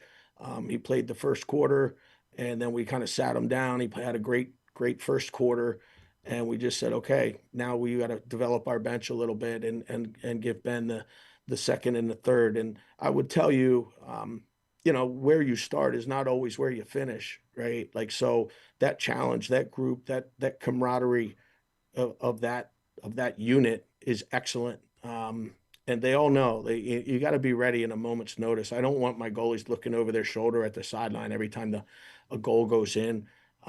But that is a position of need for us that we've just got to make, clean saves, and we've got to try and be able to get the ball out and down to our offensive end a little more consistently than we did last year. Charlie, kind of a big picture concept we've been bringing up with all the coaches this morning is you're playing games in January at this point, and the idea of, does the schedule need to be altered, shifted, pick whatever word you want. Is that something that you think, you're talking about, looking outside and there's all this ice all over the place? Like, is it time for that conversation to maybe be a little bit louder? Because I know the conversation has been taking place on a number of fronts, whether it's with, RPI formula and whatnot, and that element of scheduling and what have you, maybe moving the Final Four, whatever it is, just to kind of get yourself in a spot where a game like Loyola Georgetown this Saturday might be played in somewhat better weather that people could actually enjoy. Yeah, that's a great question. I know that a couple times this week I've spoken with some other coaches, and they're like, "What are we doing?" Right? And I think, number one, my first reaction to that is, well, this is a calendar year where it is as early as it possibly can be. You'll get another week back next year. So, this is just, from a calendar standpoint, has created real challenges for us. I think Coach Meade had it right. Many years ago when he was chairing the IMLCA, he talked about, why don't we move our national championship to June 14th? It's still a patriotic day. We can play it around Flag Day. Like, it doesn't have to be Memorial. I think everybody's so set in their ways. But there are discussions around what that would look like, from a I guess a budget standpoint, keeping kids on campus after exams, per diem, and I think that I think it could be done. I think it's a big conversation with a lot of ADs and presidents. If that's I don't think lacrosse coaches are gonna make that decision. I will say, I think from a competitive advantage, we would all, and I've spoken with Coach Amplo this week. I mean, I don't know if he was on earlier than I know he's a big proponent of what are we doing right now. But if it meant travel partners in our league to go up to play, with Navy, Lehigh, and Lafayette, and it's a Friday, Sunday, I think if there are things that we can do as leagues to be creative that I think would be a little bit more advantageous for the safety of our athletes, but also just the fan base, that are coming out to these games for sure. I will also say that, and Glenn, you've been here, like some of our nicest games have been our openers. They've been nicer than some of our mid-February It is weird games. how it's worked out, and we obviously they've been, every time it's you guys host to Maryland, you host to Hopkins, you host to Georgetown. It's insane the crowds that are coming out that early on in the year. It's dumb luck sometimes, but yes, no doubt. I appreciate that. Charlie, always appreciate you. I look forward to seeing you this Saturday. I did notice that maybe changing processes, Patrick. Charlie had me out to talk to the guys before the season last year. I did notice I didn't get that invite this year. I did notice that might be sometimes you need to change when the results aren't there. You have to change the process. Glenn, I got to tell you, you're no Newt Rockney. Hey, you're always welcome. You guys are all always welcome. I'm looking forward to getting down to Sabatino's for these Friday meals prior to home games. So you're both always welcome to join us. Charlie, I appreciate you. Love you, brother. Thank you for taking the time for us, and we'll see you out there this Saturday. All right. Thank you, gentlemen. Loyola Georgetown this Saturday at Ridley Athletic Complex to open up the season for the Greyhounds. They got work to do, obviously, and we alluded to that. And you bring up, I think Justin Ward is a really compelling part of that conversation and what he's going to have to offer. But there's a standard, and I know that obviously everybody at Loyola wants to get back to that standard after a 3-11 season a year ago. Yeah, I think one of the interesting things about Loyola has been, and I suspect you'll agree with this, is that there's always been a little extra faith placed in, they're usually good. They're usually a Patriot League contender. And I kind of think back to even their national title year where they internally made a big deal about not being in the preseason top 20. And so there's a little bit of that in the back of your mind, even though it's been that long ago, these guys are capable of really, surprising people. Well, when you go 3-11, it's on you to prove it now. Yep. You're not going to get any undue credit going into a season after you had the year you had last year. You're just not. And so at the same time, they do have a lot of guys back. We talked about how the offense is basically entirely back intact with a new coordinator. Now, they've got to figure out a way to score more. Yep. But, it would not be astonishing if we saw Loyola as a top 3 team in the Patriot League, and maybe even a little better than that if some of these guys really do progress a great deal. I think you still have to consider Army and BU the favorites in that league. But if they were 3rd or 4th, I don't think anybody would be all that surprised because there still is a fair bit of talent. It is just undeveloped physically last year with all those young guys and undeveloped experience-wise. A lot of changes to the high school sports schedule this week because of the weather, and you can find out all the latest by going to countysports.zone, updated schedules, as well as, obviously, anything that you've missed throughout the course of high school basketball season. Find it countysports.zone, proudly sponsored by your local Toyota dealer and buyatoyota.com. Still 2 more teams to go. Chris Ryan from Mount St. Mary's will be up next as we continue along the College Lacrosse Preview Show on Glenn Clark Radio. The weather's getting cooler, so when you and your family are picking out a place to dine, be it lunch or dinner, let's make it nice and easy. Now, with 2 great locations, the Costas Inn remains your #1 destination. Whether you want to get steamed crabs and the full Costas menu out at the original location at 4100 North Point Boulevard, or sample the complete menu minus the steamed crabs at the new location above the grandstand at the Timonium Racetrack, Costas is your place to go. Check out the website, CostasInn.com, for a look at the menu, and if you want to plan that crab feast, call 410-477-1975. The Costas Inn. Get in the game with Volo Sports. With over 15 sports to choose from, join a league or grab a Volo membership for discounted play, free daily pickups, fitness classes, and exclusive events. But the best part? A portion of every league fee helps the Volo Kids Foundation provide free sports to over 5,000 kids across Baltimore City each year. Don't miss out. Early pricing for the winter season ends December 12th. Final registration deadline is January 15th. Sign up now at volosports.com/Baltimore. Gambling can be a fun and entertaining experience, but there are risks involved. If you're planning on betting on the game at the casino or on your phone or computer, know your limit, stay within it. Set a budget and a time to stop. Remember, gambling isn't a financial solution, and it doesn't mix well with alcohol or drugs. Know the risks and have a plan before you begin gambling. For free and confidential services, call 1-800-GAMBLER 24/7 or go to helpmygamblingproblem.org. The latest edition of Pressbox is available now, and it's our annual Best of issue, celebrating the top people, performances, and moments of 2025 in local sports. On the cover, we recognize 4 of the most significant athletes of the year: Orioles pitcher Trevor Rogers, Navy quarterback Blake Horvath, Maryland basketball star Derek Queen, and our 2025 Mo Gabba Sports Person of the Year, Ravens safety Kyle Hamilton. Pressbox is available for free at over 250 locations throughout the region, including your Baltimore area High's dairy stores. Plus, you can read the entire issue online at PressBoxOnline.com, where you can also find great betting advice and the best daily coverage of the Orioles, Ravens, and Terps. Watch like a fan, win like a champ. Live Casino is your home for the big game. Sunday, February 8th. Treat your crew to a game day like no other. Catch every play on massive wall-to-wall screens. Score epic food and drink specials and enter to win fantastic prizes. Make your game day a winner. Lock in your table today. At Arundel Mills, must be 21. Please play responsibly. For help, visit mdgamblinghelp.org or call 1-800-GAMBLER.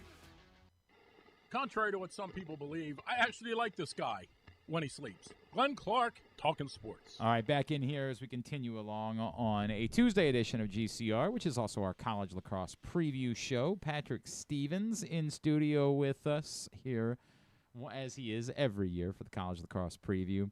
Patrick, while we have a moment, we brought up some of the other national title contenders. Any other national storylines or perhaps players that maybe the common fan isn't familiar with that they're going to want to get familiar with going into the 2026 season? Well, certainly let's talk a little bit about some of the ACC teams besides Syracuse, because we really didn't get into those for the most part. I think Duke, Carolina, to a lesser extent, Notre Dame, all teams that, were in the tournament last year, all teams that I think probably should be a little bit better than they were last year. Certainly Carolina and Notre Dame. I thought the Irish, look, they graduated a ton from an all-time type team, right? So no shame in being a quarterfinalist under those circumstances. I think Virginia's a really interesting team because they went through a tough season. The stuff that they had done that had worked for a long time did not work last year. And I also think that's a team that's going to be kind of energized. And so that's a team that's kind of in the Loyola bucket of, all right, you got to prove it now, but they're certainly going to be plenty capable of doing so. Ohio State is an interesting team. Last year, of course, won the Big Ten regular season, won the Big Ten tournament, basically graduated almost their entire offense, and brought in the VMI coach, James Purpura, as the new offensive coordinator. Hit the portal. Russell Melendez, the former Hopkins attackman, now a Buckeye. And so they're going to be really strong with Caleb Fyock, Big Tasty, in the cage, and a really good close defense around him. How well that offense comes together is going to say a lot about, is this Buckeyes team going to be capable of being a top 5, top 10 team again? I think Penn State's kind of gotten to the point where we can comfortably say that they're going to be, they've come out of that valley that they were in right after COVID hit. And I think that they're a team that you can't count out as a Final Four possibility, even if they don't necessarily immediately jump off the page at you. That's definitely, in ways, kind of similar to Maryland, even though they're not the same team by any stretch. Right. The whole is greater than the sum of the parts for the Nittany Lions. So that's a team. I think Rutgers, and while we're talking about the Big Ten, another team that should be able to make some progress this year as well. We mentioned Army and BU, mentioned Georgetown a little bit earlier. I'm trying to think if there was anybody I really should have mentioned outside of that collection of teams off the top of my head. Let's bring up Richmond. Was a quarterfinalist last year. That's a great point. And we should mention Cornell too, but they graduated a lot, and I think that's a team that'll be better in May than it is in February. But Richmond's a team, that they had been knocking on the door of winning a tournament game for a while, and they punched through, and now it's like, what's next? Right. And they've got enough in a lot of places. I mean, they've got a new starting goalie, but a guy that they feel very comfortable with. They've got a lot of those offensive pieces still around. And that's a coach, and Dan Shamati, like they maximize. And so they have an ambitious early season schedule starting with Maryland, but they have Maryland, Virginia, and Georgetown all coming in this season. So they have some opportunities to pick off some teams. They also go to Cornell and Notre Dame. So that is a high-end non-conference schedule that Richmond's playing, and a team that I think is worth keeping an eye on even after last year's breakthrough where they beat Carolina and gave Cornell a better fit than anybody else did in that tournament. Two different people have checked in with two issues related to the idea of pushing the season back into June. And it's not perfect. Yeah. Dave brings up, now you have a pro league that wants to start. And I remember the pro league is actually starting before. Earlier. They're not even waiting until after Memorial Day to start this year. Now you have a pro league that's not going to be willing to push their season back, so you're going to be playing up against the pro league. And then Brian Powell brings up that ESPN is pretty committed to baseball in June, so would they be up for that? Now, the question that one's an easier one to answer because, they can be committed to baseball, but if we're talking about even if it's simply pushing the title game back, now you only need like a 3-hour window. Right. Like we're not talking about moving the quarterfinals all the way to June because he's right. Like you're not gonna compete with that. So, I think one of the other things you might think about is, do you necessarily stay on a weekend? I don't think you move off of a weekend. But you think about like what on the women's side, what did they do to get their quarterfinals on TV? They played the quarterfinals on Thursday rather than Saturday. So and then have 8 days rather than 6 before the semifinals. So that is both are very relevant factors. I don't know what you do about the pro league. I don't know. They've tried to walk kind of hand in hand a little bit. Some of that, quite frankly, is like, there's sort of the you're there first type of thing. Well, there's a little bit of that, or is like if you're playing games on Saturday afternoon, can they play their games on Saturday night? Right, or whatever it is. You can work. I think you can work around it too. Could you figure out a way to maybe we talked about this festival lacrosse? Could you work something out so the pro league could be at the same place? I think one of the striking things about the pro schedule starting earlier is now you're talking about the best players on the best teams that are getting drafted aren't joining until the middle of the season, right? Like and in some ways, like I get from the perspective of the PLL, like, you really want to put yourself in a spot where you don't have your championship going head to head with the NFL. With the NFL. I mean, I get it. So, there's no easy answers to that, but I don't think that the powers that be in the college game should be making their decisions based on pro preferences, essentially. And by the way, I would say that for any sport. I get it. Right. Like, just do your thing, and if people are going to watch, they're going to watch. Joining us now here on the College Lacrosse Preview Show, he is the head coach at Mount St. Mary's. He's Coach Chris Ryan, and he's with us now. Coach, it's Glenn and Patrick. Appreciate you taking the time for us this morning. Yeah, no, sorry I'm a little bit late here. I had two worlds of the thinking behind it. Well, it's been a common theme this morning because, admittedly, I had kind of given up. Every year we get to this time, Coach, and everybody says, this is insane. And I'm like, I know, but we've been doing it for forever. I think this is just the way it works. But the tone was set. The first up this today was Shawn Nadelen, and Shawn was very direct. Like, the conversation is shifting. This has to change. Are you sensing that in talking to your fellow coaches that we are at maybe a breaking point where something has to give in terms of the schedule? Yeah, well, I just don't think it's a positive for the game. I mean, to tell you, like, we're running around right now. We just had to make changes for our game this weekend. And all of a sudden, people at the Mount are, trying to find hotels and trying to find buses. And it just doesn't make a whole lot of sense. But I go back to it a couple years ago, looking at, some stats, and there was the Hopkins Navy game, and the year before, there was somewhere around 8,000 people at the game. The following year they played early season, and I remember seeing that there was like 2,500 at the game.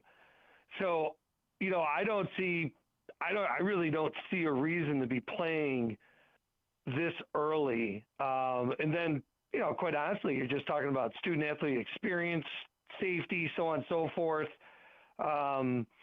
It's just, I just think it's a tough, it's just a tough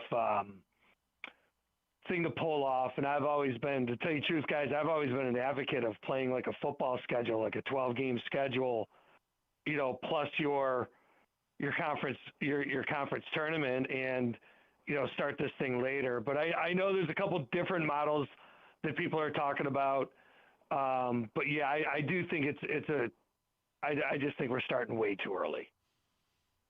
Well, you're starting nonetheless, and it sounds like, maybe you're starting Saturday. I'm kind of reading between the lines there that maybe you are, or maybe you aren't. But when you kind of look at what the first couple years have been like how happy are you with the trajectory that you guys are on at Mount St. Mary's, and do you see another step forward coming this year as you look to build off a season where I think you picked up 4 wins last season? Yeah, you know what? Like, I'm very confident in the trajectory of the program. Whenever you take over a program, there's going to be some changes. In last year, we had sort of flipped the roster after the first year, and then last year we had a very good senior group, and then injuries set in with the seniors, and we ended up. I remember we were playing 15 freshmen at one point last year. So with that experience, and we've been happy with the recruiting classes. We were able to retain. I mean, last year we retained 18 out of 20 freshmen, so the roster is sort of stabilized, and now you're looking to grow. It's just when you're in a situation where you're putting things together and maybe a little bit of a rebuild, it takes time. And I think patience is tested. I know myself and the coaching staff. I mean, you'd like to see things turn around tomorrow. It's just when you look at other teams, other programs, and many different sports, it's often a 5 to 7 year process. So we're good to have the guys back. We had a good fall. A lot of indicators right now are heading in a real positive direction, and we're looking forward to getting the season going on Saturday or Sunday. At this point, we're sort of up in the air. He is Chris Ryan from Mount St. Mary's, is with us on the College Lacrosse Preview Show. Coach, how helpful is it when you're trying to take that next step forward to bring back a pair of 30-goal scorers from a year ago? Well, yeah, I mean, bringing Brody back and bringing Carter back, I mean, it's again, I'll use the word stability, and now you're talking about the offensive end of things. I think Kevin Whitty, who will be an attackman for us, and he's a team captain, a senior. I think Kevin also lends a ton of leadership. But you're just sort of watching those guys physically, the mental side of the game, the whole, just take step forwards over the off season through the fall season. And we're looking forward to getting those guys out there and seeing if we can take that next step. But we were able to return, a good amount of the leadership on the team, and that has been developing over the last couple of years. And I'm really interested to sort of, the team's been handed to those guys, and it's definitely a player-led culture in the locker room, and I'm looking forward to pushing forward with those guys. At the other end, Bennett Wright is certainly a big presence in the cage and was a 55.4% save percentage last year for you guys. Just what stands out about his game, and what do you think is a next step for him after he played almost, it looks like basically all but about 5 minutes for you guys for all of last season? Yeah, another guy that picked up a ton of experience last year and had a real solid year in between the pipes. I think Bennett's looking to be more consistent this year. I mean, he is a very competitive kid. I think that's one of his strongest attributes. Like, he looks forward to the games. He looks forward to competing. I think sometimes when things don't exactly go his way, he can get down on himself a little bit because of that competitiveness, but he's really come a long way with the game between his ears. And you notice this year, like, lot smoother in the clearing game. Had a little bit of an injury bug in the fall, so he took some time off during the fall. But it's always good to be experienced in the net, and you want to be strong up the spine of the field, and I think starting with Bennett, you sort of anchor down that defensive end, and we're looking for a bigger year out of him this year. A year ago, you had two face-off specialists who seemed to sort of split things in Jaden Saysanam and Garrett Conley. Is the assumption that one of those is the guy going into this year? Do you feel like that competition still continues into this season? We actually, right now, the starting face-off kind of team is Nick Belmonte, who is a transfer from High Point. Got it. And Nick had a very good fall against some very good competition. I mean, we scrimmaged Rutgers, we scrimmaged Loyola, Hobart, and Nick was in the Hobart. He didn't scrimmage against Loyola, but in the other scrimmages, he was super competitive and did a great job. Scrimmaged VMI the other night, and Nick had a good go of it. So I think right now, Nick has sort of separated himself on the field from the other guys, and then the number 2 spot is going to be settled on. And then, Coach, anybody else that you feel like is ready to take a step up for you this season as you guys do try to take that next step forward as a program? Yeah, you know what? Defensively, I think Connor Aquino, who's a sophomore for us, is really had an injury his senior year in high school, which sort of slowed his development down a little bit. By the end of last year, was starting games, and at a young age, he has sort of assumed a lot of leadership qualities down in the defensive end. So, I think we're going to see a big jump out of him. We've seen some great signs from Aiden Kilduff, who's a sophomore midfielder out of Ward Melville for us. He had a nice scrimmage against VMI the other night. I mean, you have a lot of guys that are in that role because we had so many freshmen playing last year, and then a bit, of a freshman class there's gonna be certain guys that contribute out of it this year. I mean, you're looking at right now, I think it's like 36 or 39 guys out of the 46 or 48 on the roster are freshmen or sophomores. So you're going to get that big jump. It's just like I said, this maturation and building process is going to take a little bit of time. But we're looking forward to a number of guys going out there. We've already seen the indicators for it on the field in the classroom. We're looking forward to a bunch of guys taking that proverbial jump forward. Coach, whenever you're able to get the game in this weekend, we'll look forward to seeing things get underway against Queens. Appreciate taking the time for us. Look forward to catching up as the season goes on. Thanks so much for doing this morning. All right, guys. Great talking to you. Chris Ryan, head coach at Mount St. Mary's, with us on the preview show. Preview show is also brought to you by Live Casino and Hotel. If you're making plans for the big game, the best place to be is inside Sports and Social at Live Casino and Hotel. The 100-foot media wall, great food and drink specials, and an atmosphere unparalleled in the area. Sports and Social at Live Casino and Hotel. Last up on the hot seat for the College Lacrosse Preview Show today, he is the head coach at the Naval Academy. It's a pleasure to welcome back in Coach Joe Amplo, who is with us now here on GCR. Coach, it's Glenn and Patrick Stevens. It's always great to chat with you. Thank you for taking the time for us. What's up, guys? You sound nice and toasty in that studio over there. Yeah, not so bad inside. I know it's not, it's been a theme throughout the course of the morning, Coach, and I'll let you share, because Charlie brought up that you guys have been having conversations about what might be strategies for addressing this, but I've just sort of grown used to it. This is what we do. Everybody thinks it's crazy that lacrosse is played this time of year, but we've been doing it for so long that I just feel like this is the way it's going to go. But we've heard from a couple of coaches this morning who really sense that the conversation is shifting. Do you feel a shift in the conversation about what the schedule ends up looking like?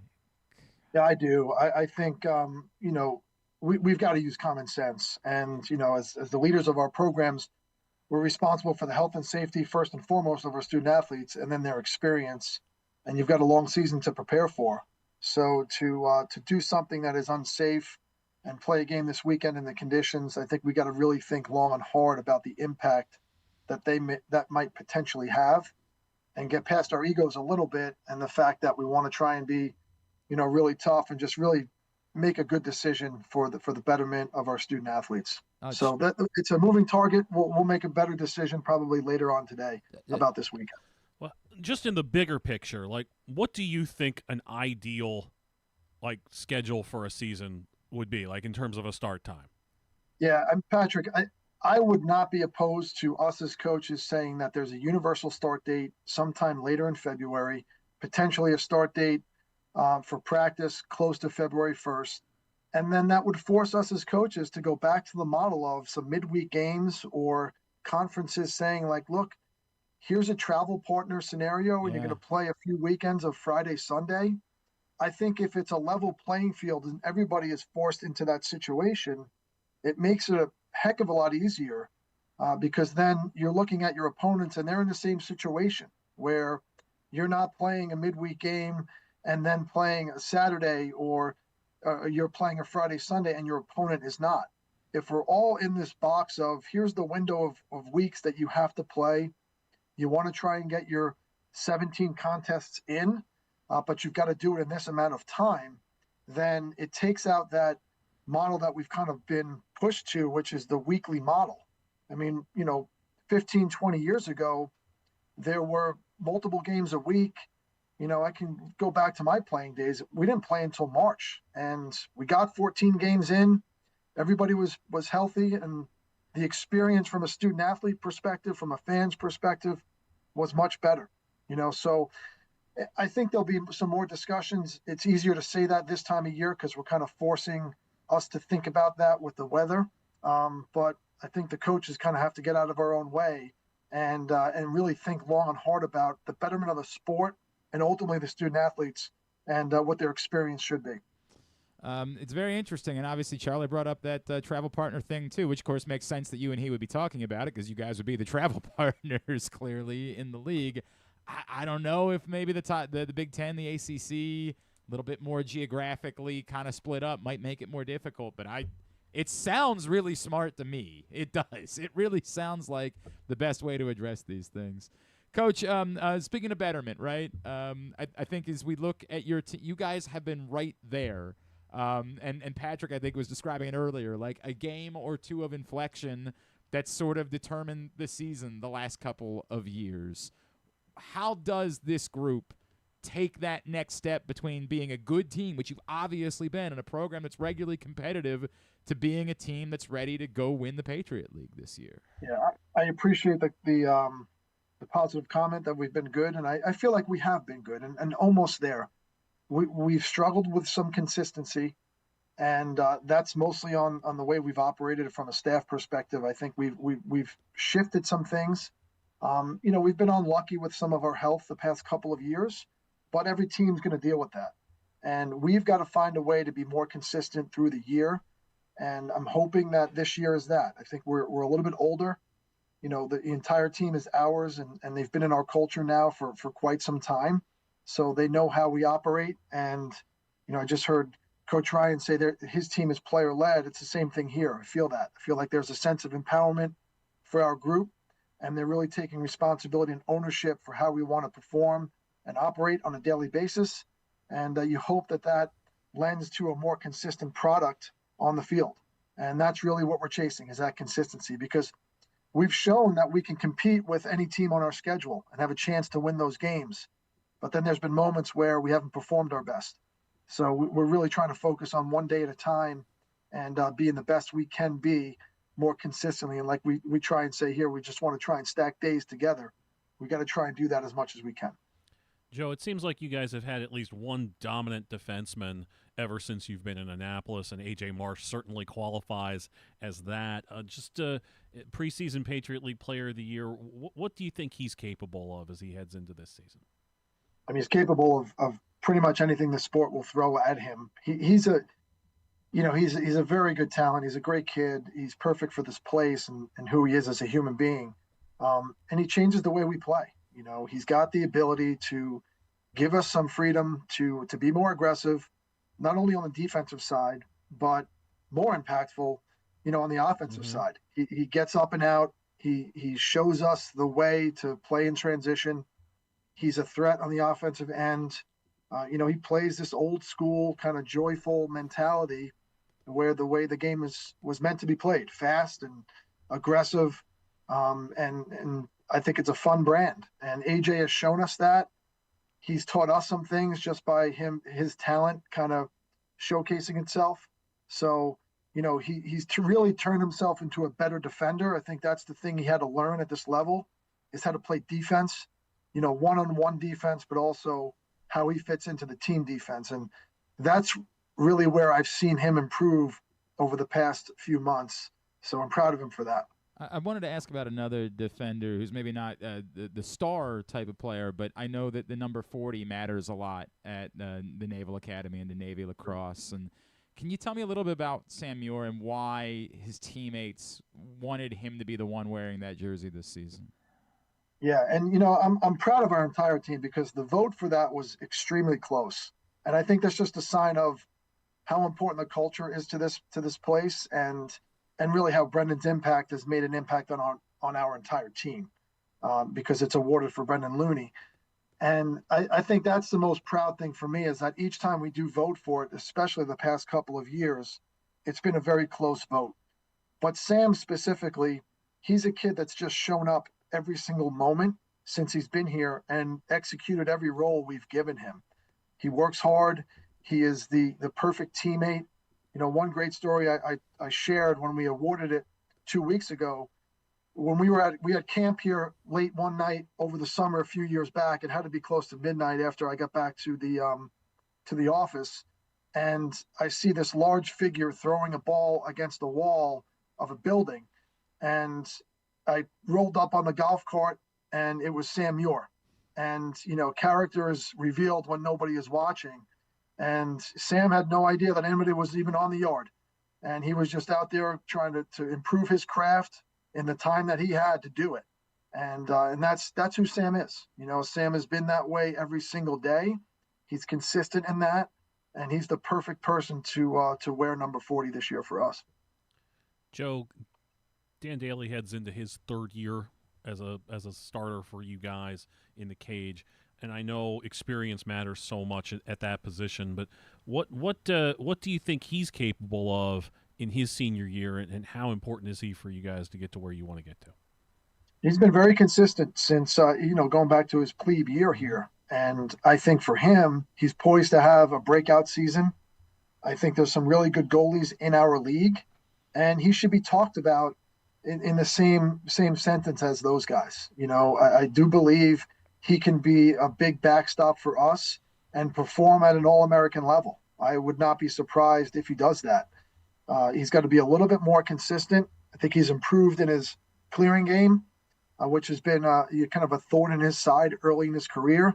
But now he has full handle of the clearing strategies and is a leader, certainly between the pipes and for our defense. But I would not be surprised if people are talking about him throughout the season as one of the better goalies in the country.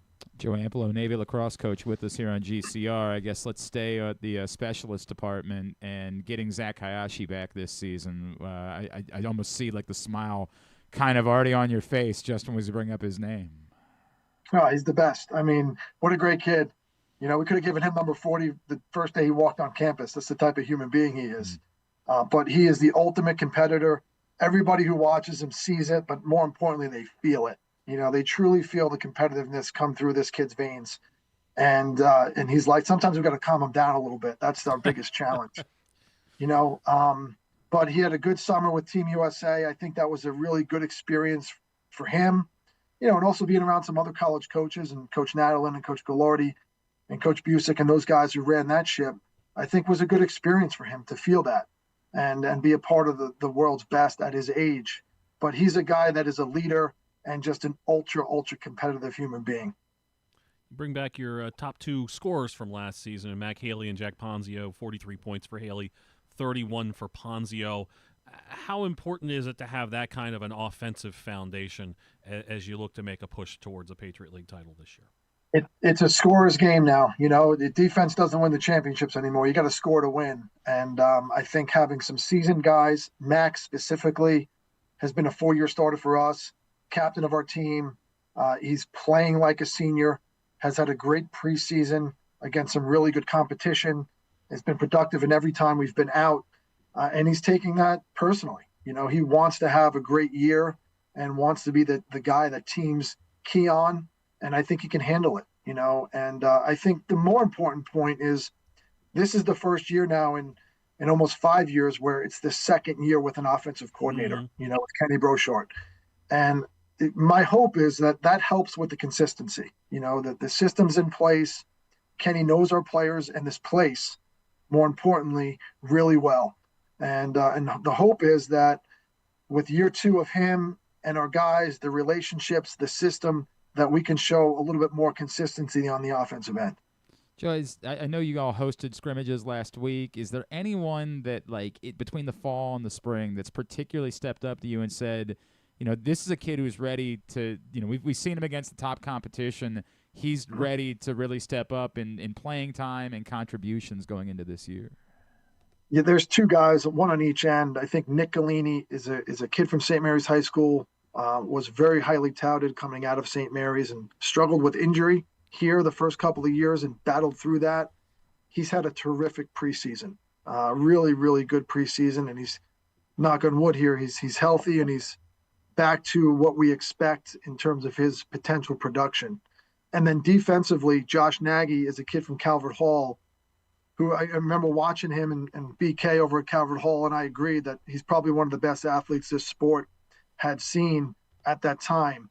And he's taking on this personality that he wants to be great. He wants to be one of the best short sticks in the country.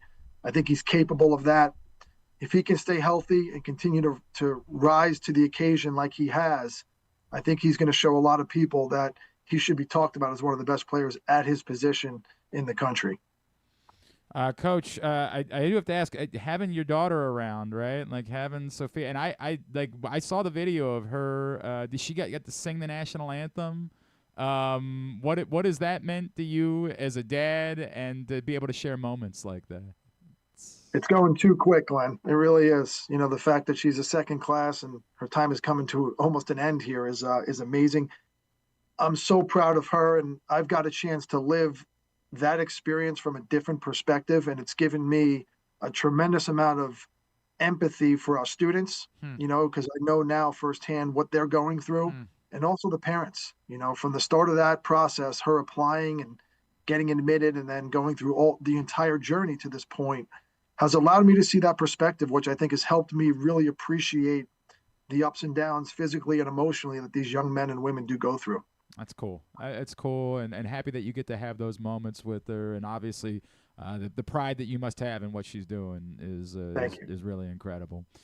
Coach Joe Amplo, Navy, again, everything I think is TBD this weekend. I think is the best way that we can possibly describe it, given the fact that there's more weather in the forecast, but hopefully starting the season against High Point this weekend. Coach, we'll be checking in as the season goes on. Appreciate you as always for joining us, and best of luck.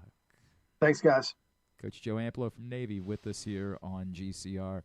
It's funny because we always do takeaways at the end of the show every year, and I would say my loudest takeaway is this is as forceful as it's felt. Like, we always end up doing something about the schedule and it's cold and the weather and all that.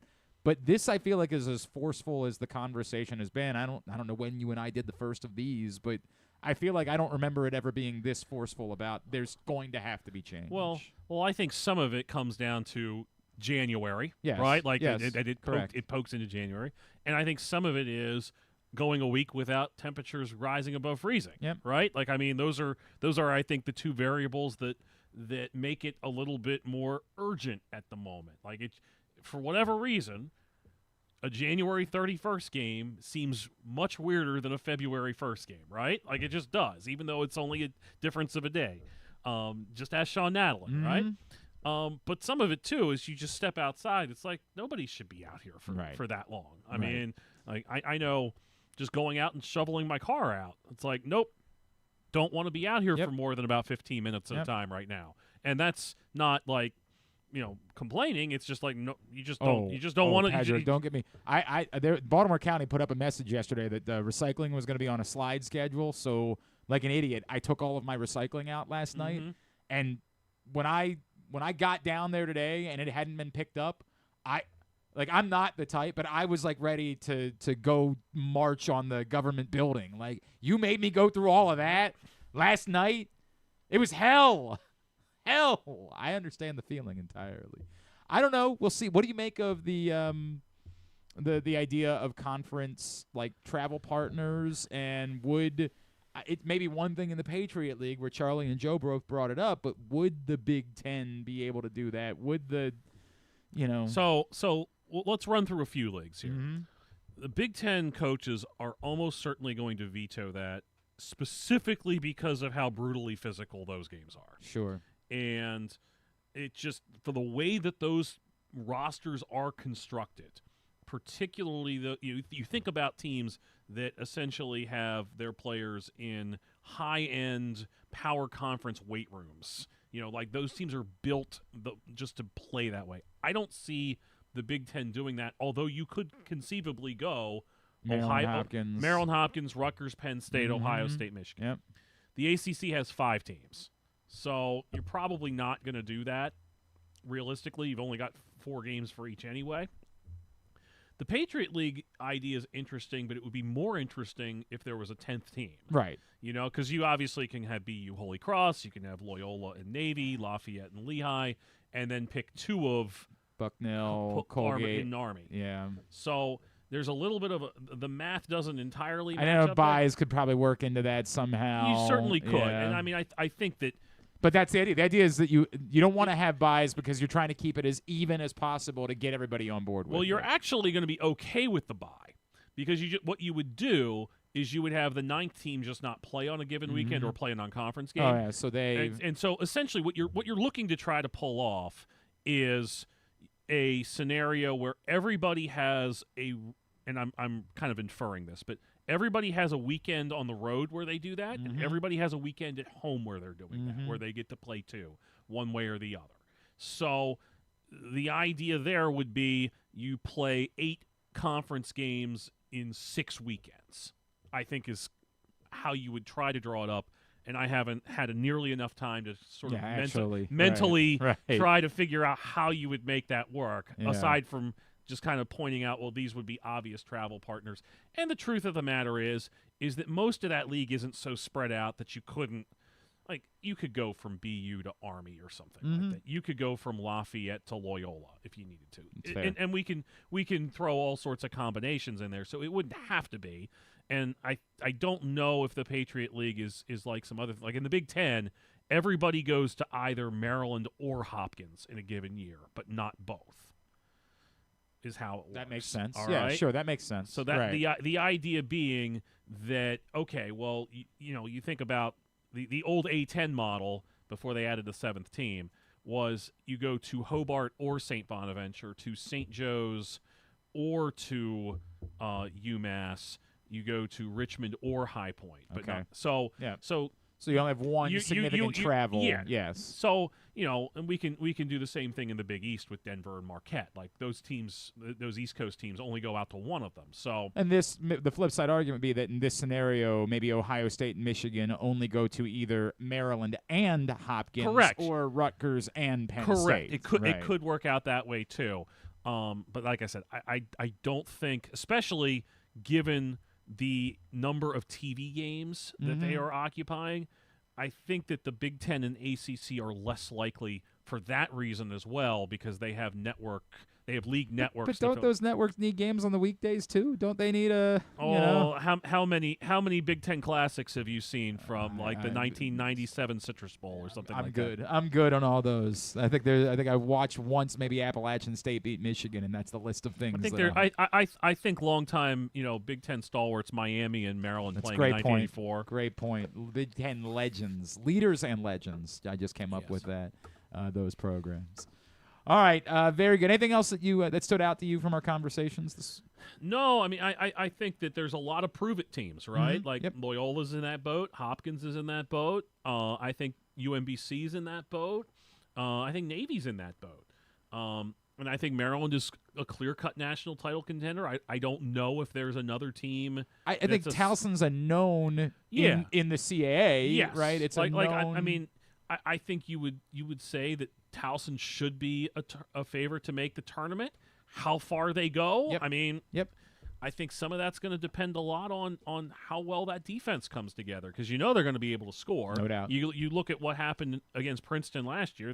Now Princeton was really good too. I mean, no disrespect to Towson there, but you got to stop some people, and you're saying giving up 22 goals is not likely a way to win a lot of games. He knows that off the top of his head. Of course, Patrick Stevens knows that off the top of his head. I can't even imagine what Griffin's going to attempt to do for a tidbit.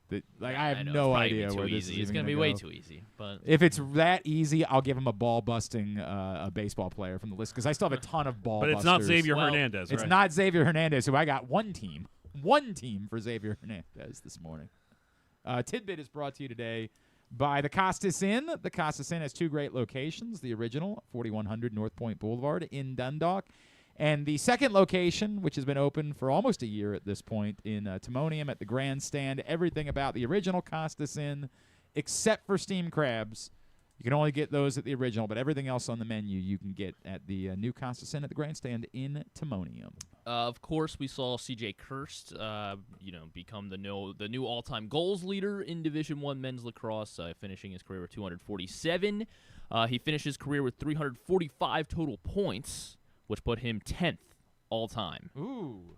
Can you name the top 9 point scorers in college lacrosse? Top 9 point scorers in college lacrosse. And I think it's safe to say that of those 9, they've pretty much all been within the last 20 years or so. More games to be played. It seems like almost entirely, yes. Okay, so 21 years to be exact. In the last 21 years, so everybody. So 04 was when okay, this guy started. That's Matt Danowski, right? Yes, like Matt Danowski.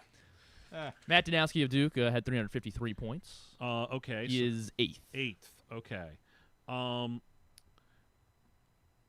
I would say that Logan Wisnauskas is on that list. Logan Wisnauskas is outside the top 10. Really? Yeah, 340 for Wisnauskas. Okay, well, it was pretty close. 13th.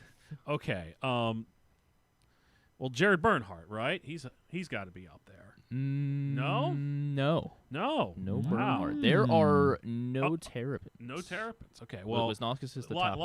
Lyle Thompson, right? Lyle Thompson is number 2. Number 2. Okay. 400. 400 points for Lyle Thompson. Let's see. Connor Schellenberger has to be up there. He's up there. He's one behind Wisnauskas. One behind Wisnauskas. Yeah. So I'm in the right ballpark. We might as well do the top 15 at this point. Yeah, we've basically cleared it out, haven't we? Let's see. I'm blanking on the Cornell dude's name, who I should absolutely know because he was a great player. No. Friend of the show. Pinnell, Rob Pinnell. Yep. Rob Pinnell. Rob Pinnell. Yes, 354. Actually, 7th. He's an intense dude, but a really good dude, Rob Pinnell. Like he carries an intensity with him at all times, but a great dude. Pinnell was 7th. Yeah. Pinnell was 7th. Okay, so I'm just sort of trying to think through this. Again, we're talking all guys within the last however long. Gutterding from Duke? Yes, Gutterding is on there, 351. He is 9th. I'm staying out of the way, but you tell me if you want me to start jumping in with. Well, you can feel free to jump in all you want. Brennan O'Neill. Nope. Okay. Should have stayed quiet. It should have, obviously. If I was going to bring up another Duke guy, it probably would have. Oh my gosh, I'm still scrolling. It was just all goals. I mean, I guess that's really what it was for Brennan. I was going to bring up Jordan Wolf possibly but probably not. No Wolf. No Wolf. Okay. Gosh, I mean, we're missing like obvious guys. Is there another Albany guy on there? There is. Connor Fields? Yes, Connor Fields is up there, 5th. 5th, okay. Is there another Duke guy on the list? There is one Duke guy. He split. Zach Greer, right? No. You're saying that he played he at played two with different another. Yeah, he played at 2 schools. Transfer. Oh, Sowers. Yep, Michael Sowers. Mike Sowers. Yeah. He's number 3 behind Lyle Thompson. This really does lean towards 5th-year guys there around. There is a bit of that, right? So, is there another Virginia guy on the list? No. Yeah, Schellenberger's the highest of Virginia. What about? Oh, Pat Spencer. Pat Spencer's number 4. Loyola's own 380 career points for Pat Spencer. What are we doing here? So you're missing number 1 and 6. We're missing You're missing 1 and 6. Number 1 is also a transfer guy. He played for 2 schools. Number 1 is a transfer guy who played for 2 schools. Is this a school we've already? No. It's not. Not represented yet. Is it Syracuse? Could it be? No orange. No orange, yeah. Because Spallini is almost at the top of that list now already. Wow. So. Is it another Ivy Leaguer? Are they? No, not Ivy League. There's number 6 is an Ivy Leaguer. Number 6 is an Ivy Leaguer. The kid from Yale, Brandow. Matt Brandow, yes.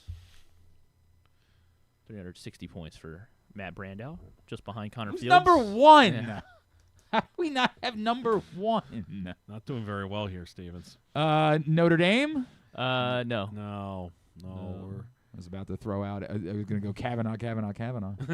No, they don't play enough games. Like they usually. That's a good point. They only right? play like 12 regular season games. So that is not a team that finished. He finished with. He played from 2018 to 2022. 204 goals, 197 assists. And split between 2 different schools. Jackson Morrill. No, that's a Yale and Denver. That's not who we're. That's probably about. Is it a Denver guy? No. I'm trying to think of schools that we haven't named yet. We said Virginia. We said Duke. North Carolina. North Carolina is where he finished his career. Oh, I might not have anything to offer. Oh, it's not the little kid. No. It's the kid that began his career at BU. Correct. Gray. Yep. Chris Gray. Chris Gray is the most points. 401. One more point than Lyle Thompson. All right. Yeah. That proved we could have been here a long time, and I wouldn't have guessed Chris Gray. Could have been here a long time. That was ball busting, as it turns out. That was ball busting. That was a good one. I'll spare you trying to guess who all the teams were that Jason Grilly played for. Jason Grilly. I'll spare you because I did not do well. Pirates? I did. Yes, he was a Brave. Of course. All right, well, we're here now. I guess we're doing it. Was he a twin? Hang on a second. I got to pull the list back up. He was never a twin. He was a Brave. He was a Pirate. But the funny thing is, it's 1, 2, 3, 4, 5, 6, 7, 9. 7 of them are multi-year stints. Huh. Brave, Arizona. There is no Arizona on the list. Sorry, Patrick. No. I might have stumbled in that direction anyway. There's another 4-year stop for Jason Grilly. Was he in Houston? No. I was thinking he was a Met at one point. Oh. Okay. Yeah. We're done. We're done. Yeah, we only got 2. We got 2 of 9. We tried. 2 of 9. Detroit for 4 years. Colorado for 2. Toronto for 2. Texas for 2. Florida or Miami for 2. The Angels and the White Sox for Jason Grilly. Shall I bring up how many All-Stars did he was? He's one All-Star. All of the guys left on my list are one. For anybody with 4 teams or more that's left on my list is a one-time All-Star, and they're the most ball-busting list of names. That there are names on there that you've never heard of. All right, I got one for you guys because it's one of my favorite guys to use. All right. He's actually my 8th most used guy on Immaculate Grid. Okay. And I don't believe he was an All-Star, but he does have some relevance, some accomplishments. He has a 30 home run season, 100 RBI season. Jason Bay. 9 teams, I believe it 9 is, teams for Geronimo Baroa. Oh, well, obviously the Orioles. The Orioles are one. The Athletics. He was in Oakland. That's where he's best known for. The Rangers. He was not a Ranger. Not a Ranger. What? Who was in the Jose Canseco? Oh, Ruben Sierra. I get him and Ruben Sierra because he was also an Athletic. Geronimo Baroa was Atlanta. Atlanta. So there's 9? There's 9, I believe. I haven't brought it up, so I want to be able to actually rattle this off. Atlanta.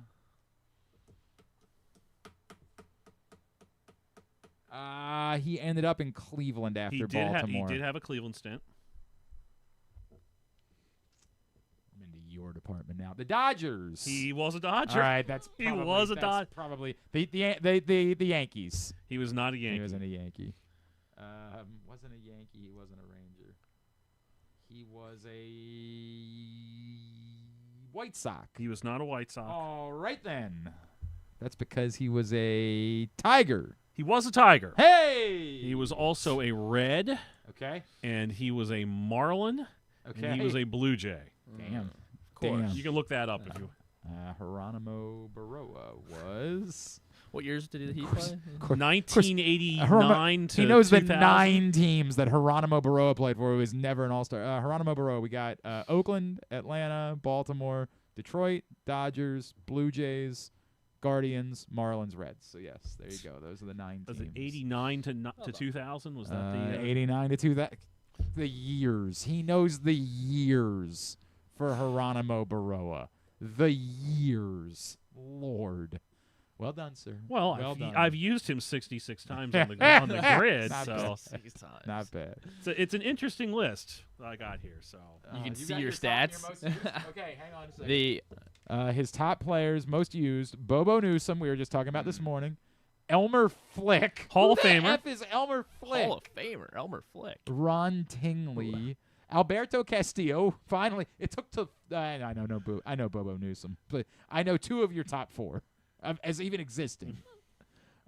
Burley Grimes, Bo Bell, Yorkis Perez.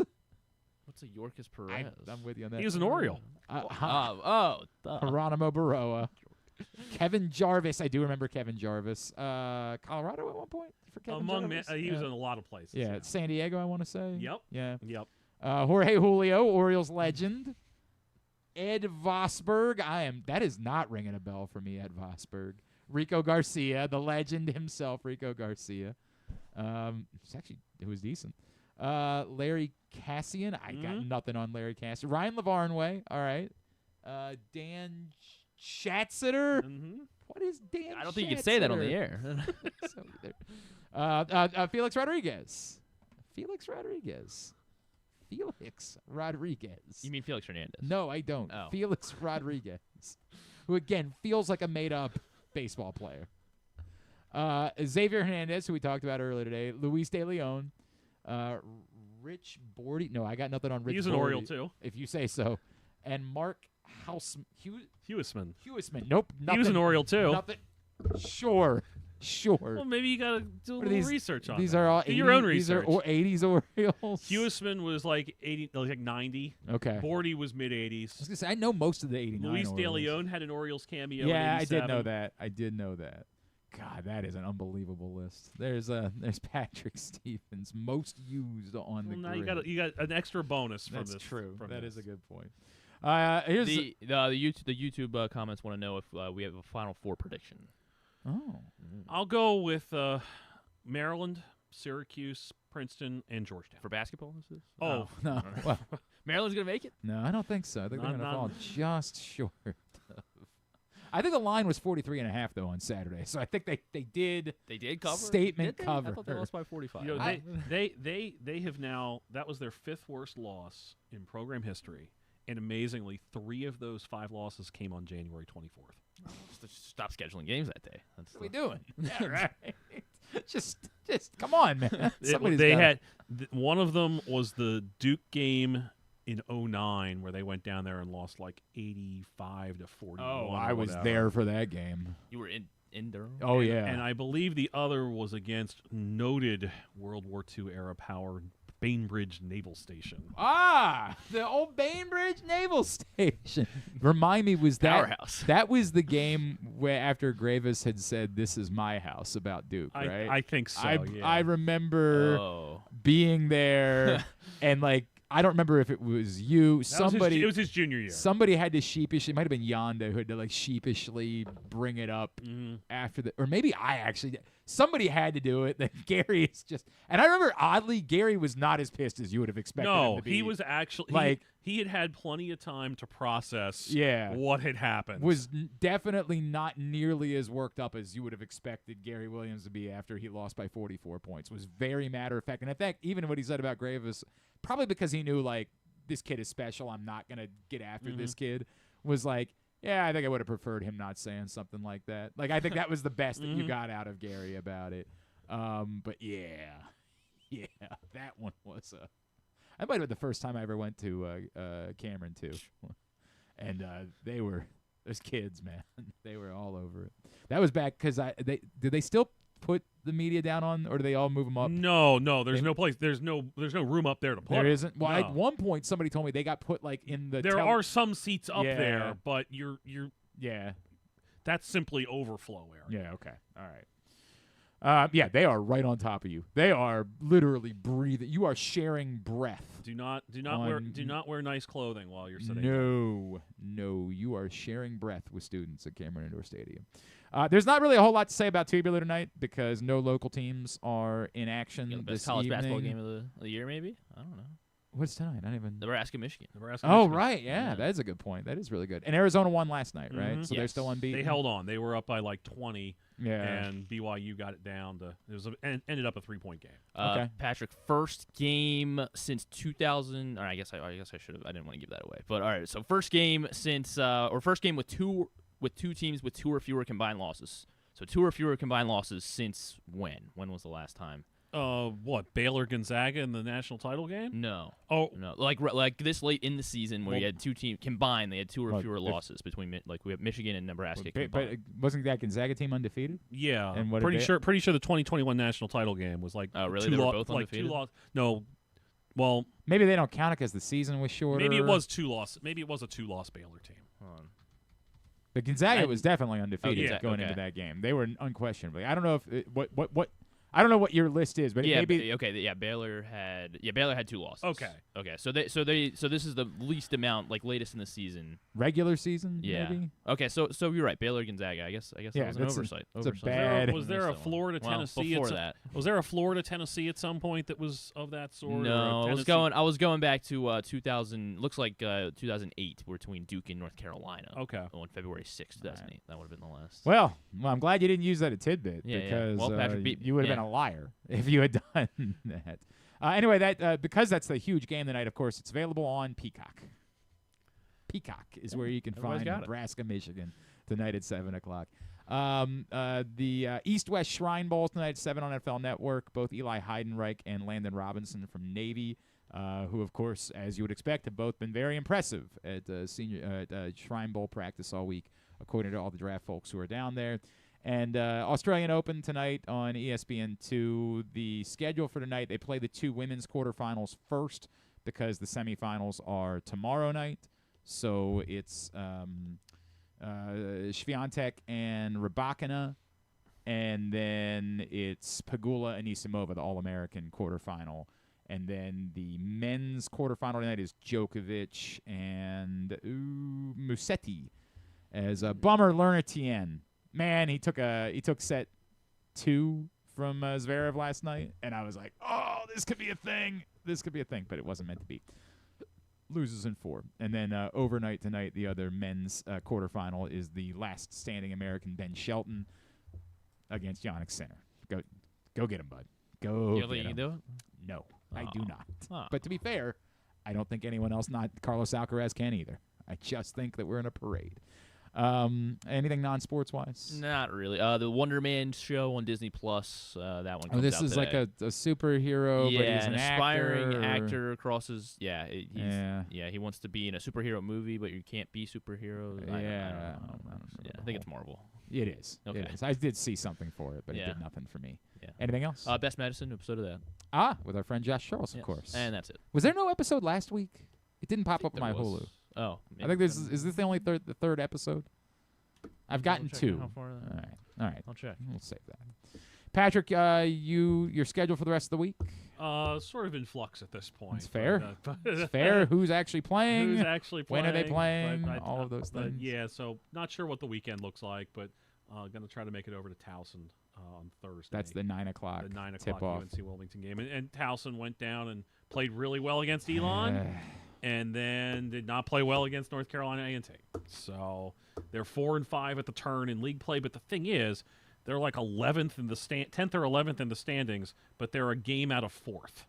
Okay. Like there's a whole scrum of That are 4 all- and 4 and 4 and 5 type of teams. Meanwhile, Navy beat Army over the weekend. Navy beat Army so over the weekend. They continue to look very good in the Patriot League, and UMBC got another win. UMBC swept its 2 games this past week. And so they've got Vermont, right? They have Vermont on the road on Thursday. Morgan State got late victories over Howard and Norfolk State on the road. Yeah. Those are some really good wins. Is this Copp and Morgan weekend this This weekend? is Copp and Morgan. Oh, I hope that works out. Yeah, Copp and Morgan weekend coming up this weekend. Patrick, as always, appreciate you, sir. At Discourse is how you follow him. Twitter or Blue Sky at D1S Course. And all the places that you find him, including, I'm assuming, lacrosse coverage starting up? Yeah, now. At USA Lacrosse Magazine is where you'll be able to I find have it. a Georgetown preview going up that I'm sure you'll I be will delighted to read. I will be needing that. Thank you very much. That will be very helpful for me as I do my homework this week. All right. Thanks to all the coaches who join us. We'll get them all up in the greatest hits section of the... Fallon's going to have Kevin James, Dove Cameron, and Derek Rose tonight. Tab at GlennClarkRadio.com. Derek Rose? Yeah. Got his jersey number retired. I know. Whatever. I don't care. Tomorrow on the program, anything? Drew will be here. Great. Summer Britcher, Baltimore native, who is getting ready for her 4th Olympics in luge, and who has won 2 World Cup events. So she's coming into these Olympics hot. Summer Britcher will join us tomorrow. Stuff and things. Thanks to everybody at Pressbox, all of our great sponsors and partners. Thanks to Griffin at Griffin_Bass. Follow us, Twitter, Instagram, and TikTok at Glenn Clark Radio. Have a great Tuesday evening. Go nobody and Duke sucks.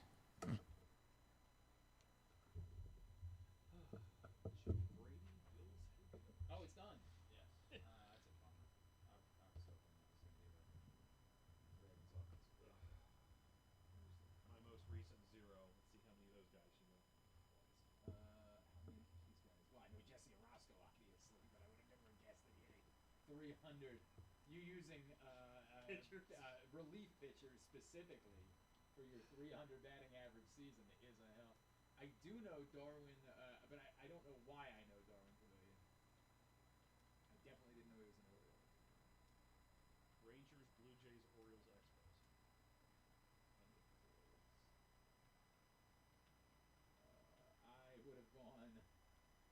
I would have known 2 of the 9.